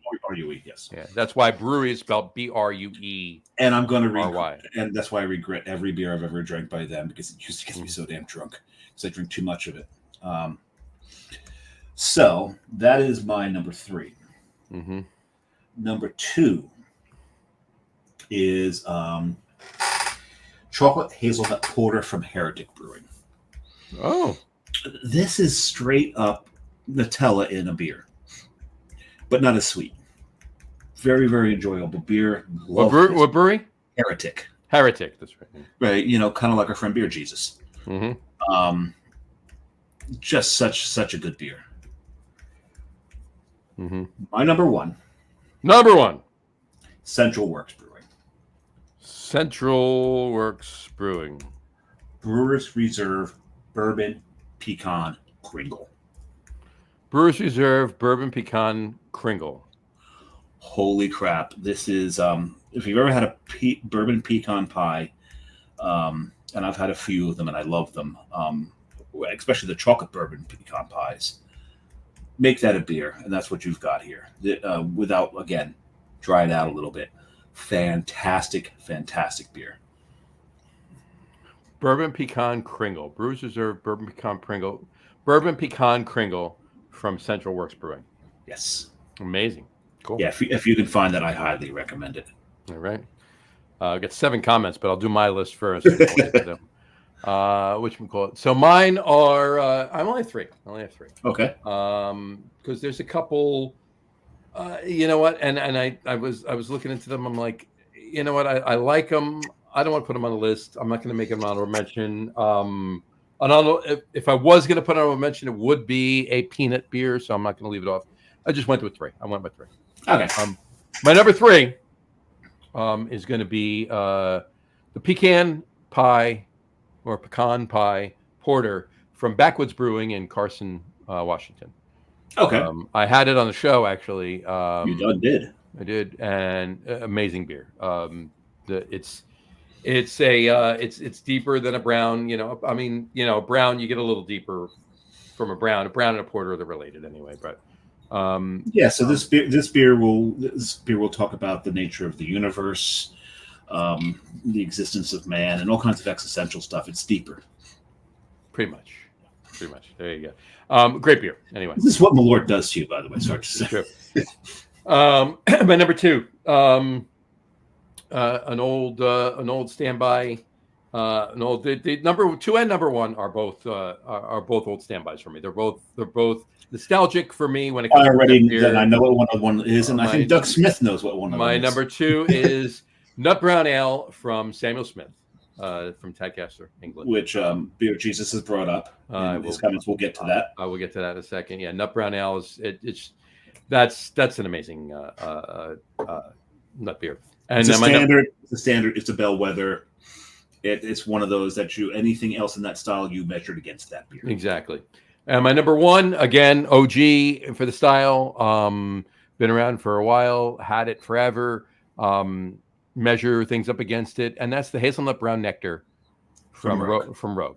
Yeah, that has been around for as long as I've been drinking craft beer. I think almost. My first time that I had it, I wasn't as fond of it because I didn't really understand what it was, and I was my complaint was that it was undercarbonated. Right. Speaking of overcarbonated.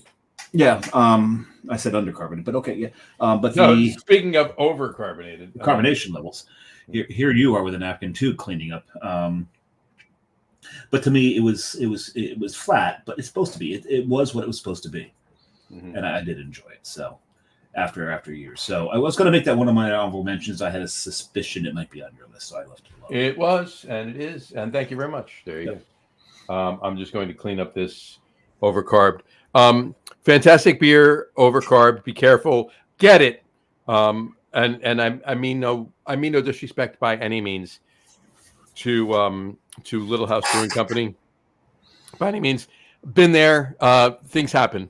All right. Was that on a prairie? They actually are on a prairie in Connecticut. Actually, yeah. So. Bah. Now if they wanted to actually work on this, they really should get involved. Little House Brewing Company should absolutely do a collab with Prairie Artisanal Ale. That'd be great. That'd be awesome.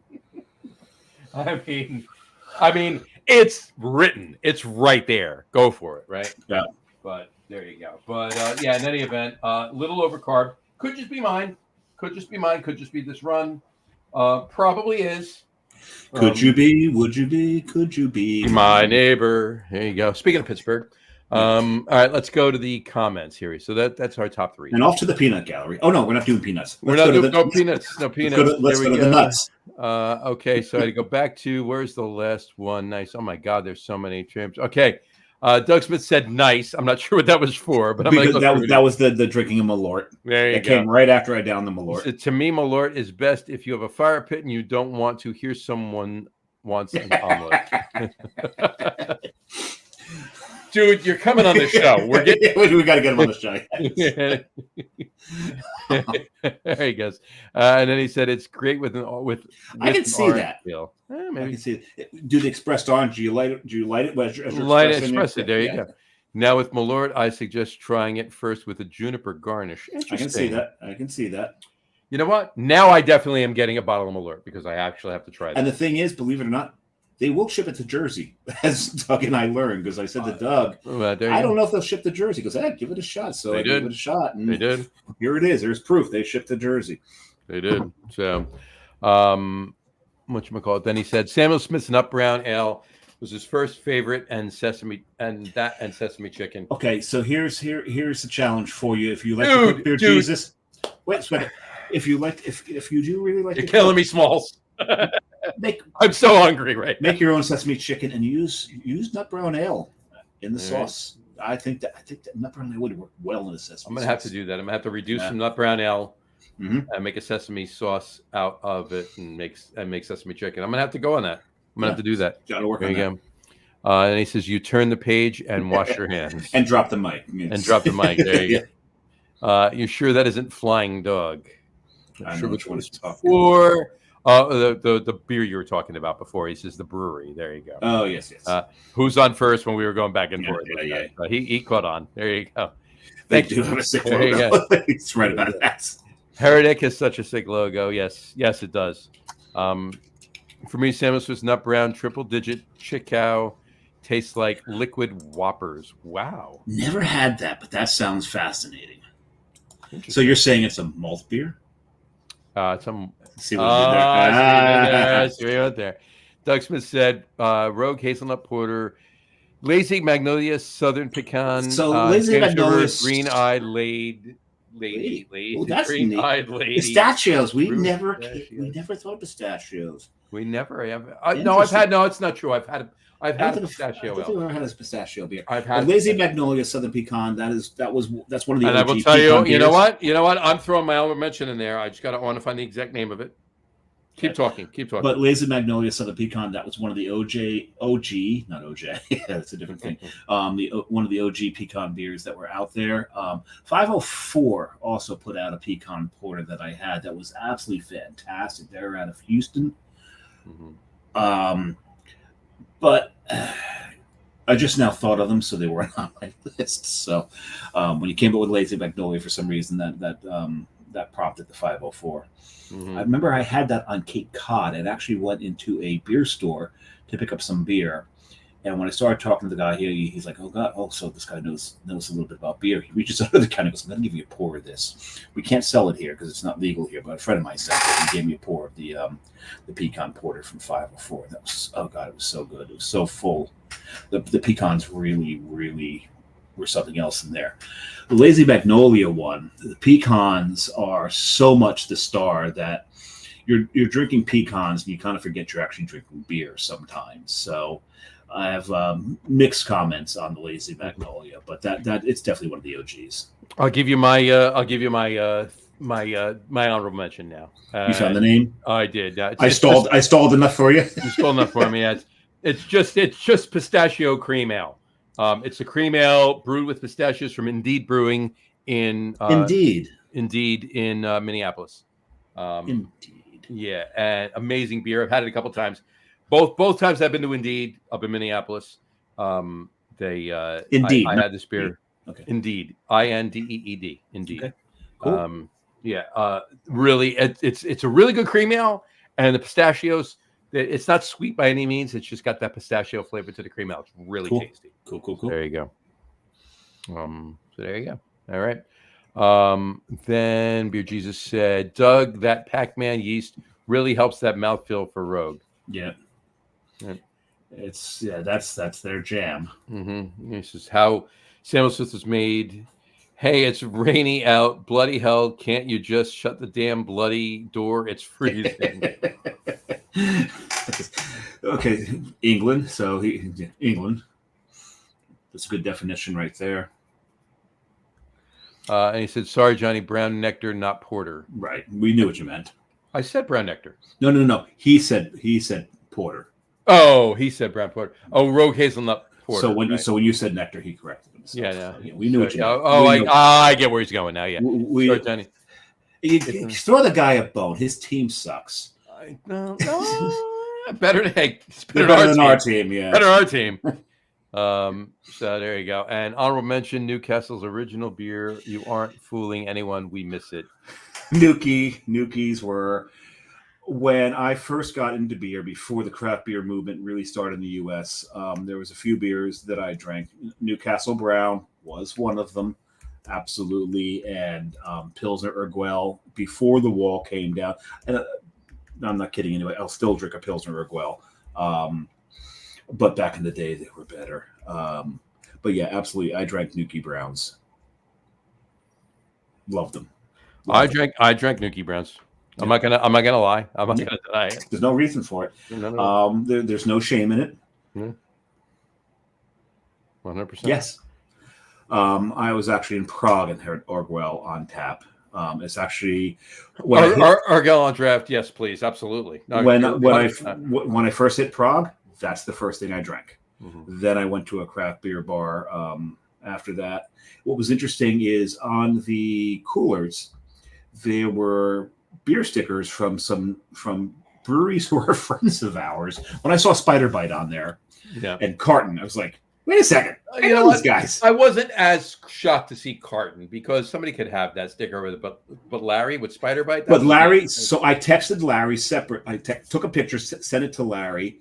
Larry goes back to me, goes, holy crap, you're in Prague. I put that sticker up there myself. He did it? Right. He's the one who put it up there. There you go. So, yeah, he was very excited to see that. Yeah. So now there's, now in that bar, there is a Beer Samurai sticker and a Coastal Brewer sticker. There you go. But this Coastal Brewer sticker. That one, not the new one. not this coast. Because I just got the new ones. The new ones will start following me on my journeys. So if you're in San Antonio or Austin, after I get there, you might see some of those in some of the breweries if they have sticker walls. And I'm going to see we've decided where we're going in August, Johnny. You did tell me, but why don't you tell everybody else? Netherlands, Belgium, probably Luxembourg, and Dusseldorf. Great mustard. Great mustard. Dusseldorf, really? Mm-hmm. Good to know.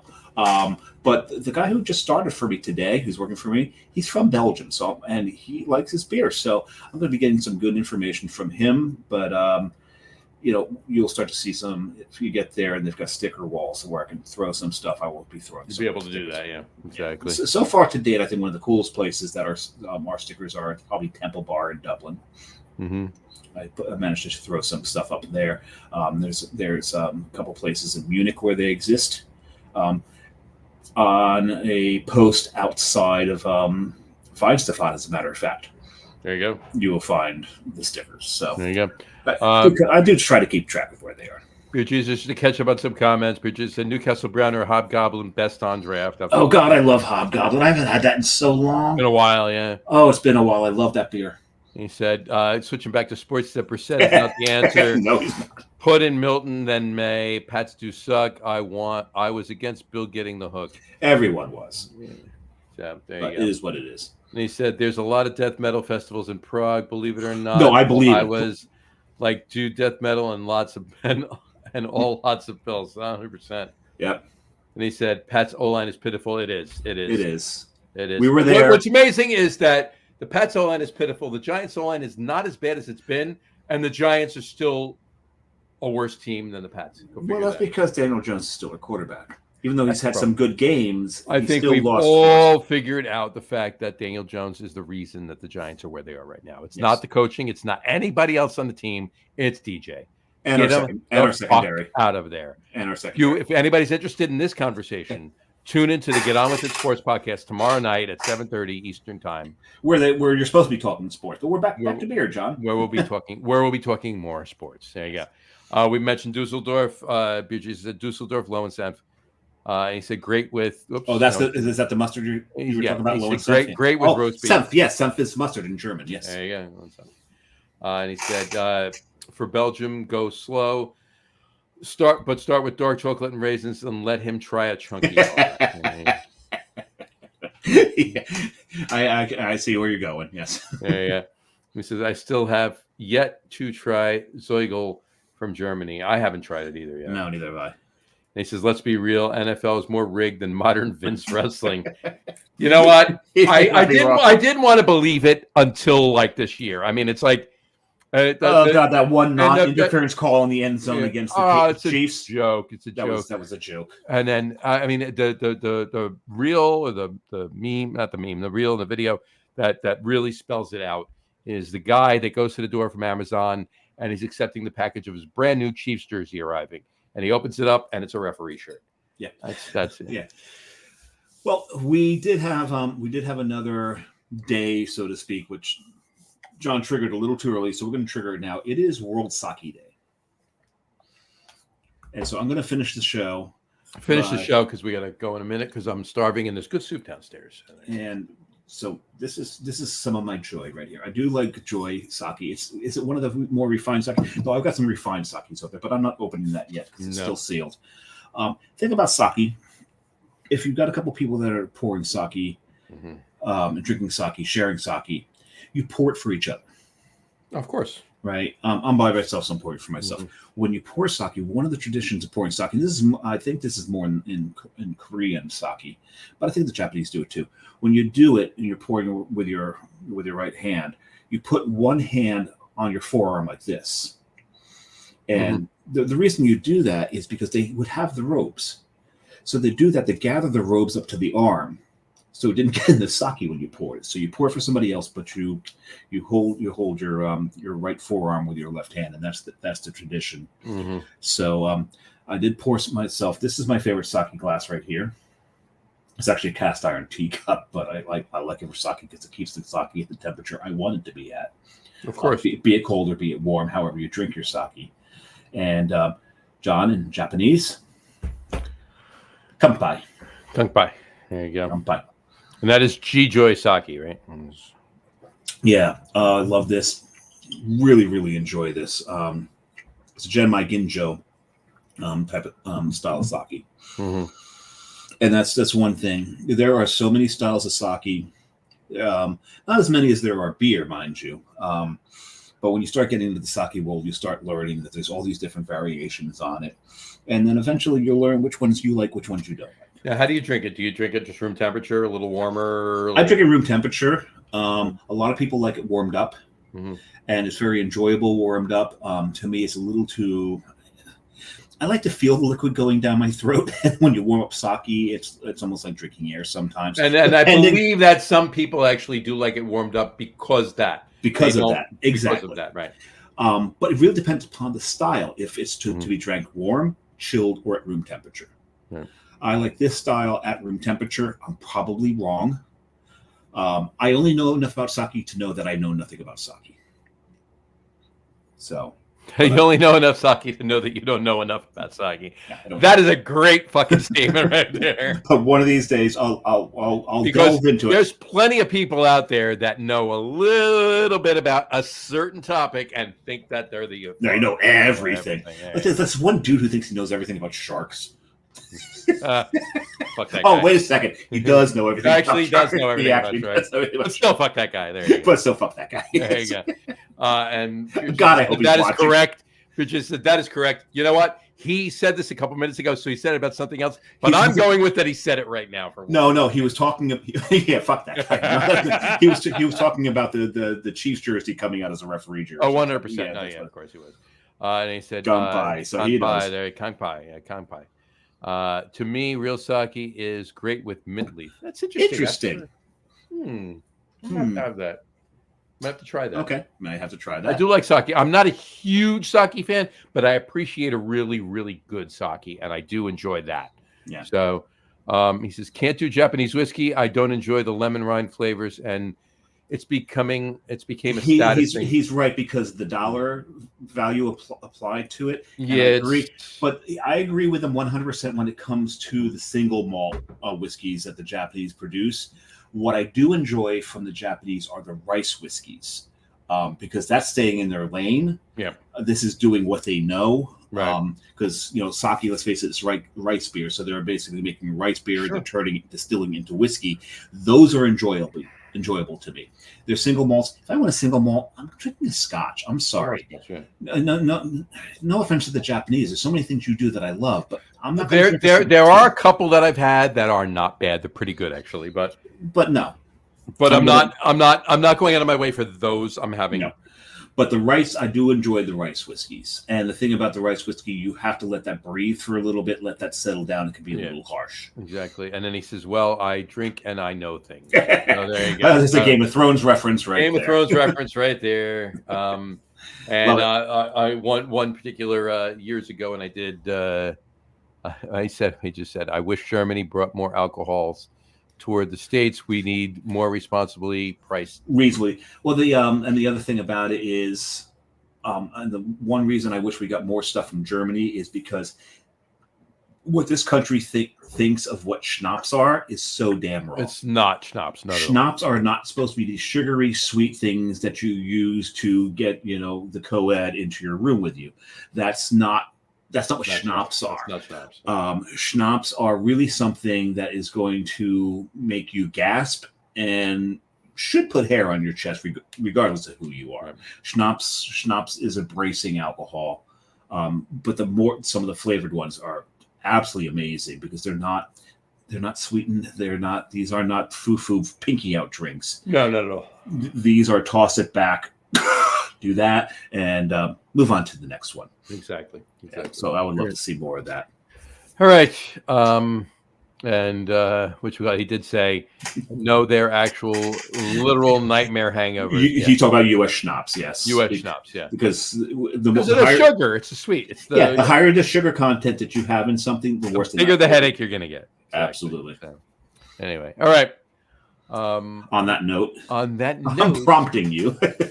On that note, that's how John closes the show. On that note, we will close the show tonight. Listen, I want to say one thing to Beer Jesus. Definitely tune back in, and we'll talk. And you know what? I would love to get our Doug. Doug is a long time listener. Doug will never come on the show. He will never come on the show. He is camera shy beyond belief. I want to see who we can get on the show first, Doug or Beer Jesus. We'll probably get Beer Jesus show. Beer Jesus on the show. Doug will never come on the show. Exactly. And he said, worst hangover I had was blackberry brandy and spot and optimator with chocolate covered raisins. I agree with the blackberry brandy. And I know somebody that loves blackberry brandy, and downstairs. Downstairs. He's pointing downstairs. He's not pointing at his Johnson. I didn't say here. I said here. I went out here. I was there. Okay, over there. There you go. But blackberry brandy with lime rum. Oh my God. Oh yeah, that's giving me a hangover just talking about that. Must have been a very colorful hangover. No, expectoration. Expectoration. There you go. Time. He said, I can be free when I can't drive in my lifetime due to my autism, so I need to take time. There you go. Okay. It was New Year's. There you go. That totally makes sense. There we go. But blackberry brandy. Right. I don't drink the stuff anymore because of the hangover I had from it. Gotcha. Beer Jesus, I'm going to follow you on Facebook, and we'll follow you back from the Lager Room, and we'll talk. But I want to thank everybody for watching the show for today. We'll wrap it up. And while he's wrapping it up, I may pour some more. Have another Malort. There you go. For those of you just listening to the audio podcast, this is for Doug. Thank you for listening. Don't forget to visit our website, www.lagerroom.com. That's LAGERROOM.com. And please remember, like us and follow us on all of our social media, Facebook, Twitter, Instagram, and of course, our YouTube channel. All of them are at The Lager Room. Remember, we go live with the video podcast on Facebook, YouTube, there you go, X and Twitch every Tuesday night around 6:30 p.m. Eastern Time. And for those of you who just want to listen to the audio podcast, you can do so on our audio host, Spreaker, as well as iHeartRadio, Apple Podcasts, Spotify, Odyssey, Audible, Google Podcasts, Amazon Music Podcasts, TuneIn, Podcast Addict, CastBox. These are Podchaser, Listen Notes. Pretty much anywhere you can find an audio podcast, you will find the Lager Room Guys Craft Beer Podcast. And I'm tired for you right now. And if you haven't done so already, please subscribe to one or more of those feeds, and you'll never miss a show. Again, thanks for following along with us. Have a great rest of your week. Have a wonderful weekend. Doug and Beer Jesus, thank you guys for commenting on and really pushing our show. This was great. I loved it. And putting in a lot of filler for us, considering we didn't have a guest. You know what? I mean, amazing. And it was great to talk about it. And once again, we will be posting a lot of those links for Asheville on our Facebook page. And please pay attention. Go there, click through them, go there, do what you can. And seriously, this is a nightmare. Yeah, I've kept up the Zillicoa site for the donations. So in the morning, when I'm sober, so I don't give them everything in my bank account, because I would do that right now. But so there are some donation sites out there. Look at that. Keep them in your thoughts. And when Asheville gets back on their feet, flood in, support them. We'll go down once they're back on their feet and they're up and running. We're going. We'll organize a trip. We'll all go. There you go. Yeah, we got to do something. Maybe we'll rent a bus or something. Something. We'll do. Get down there. We've got enough peeps.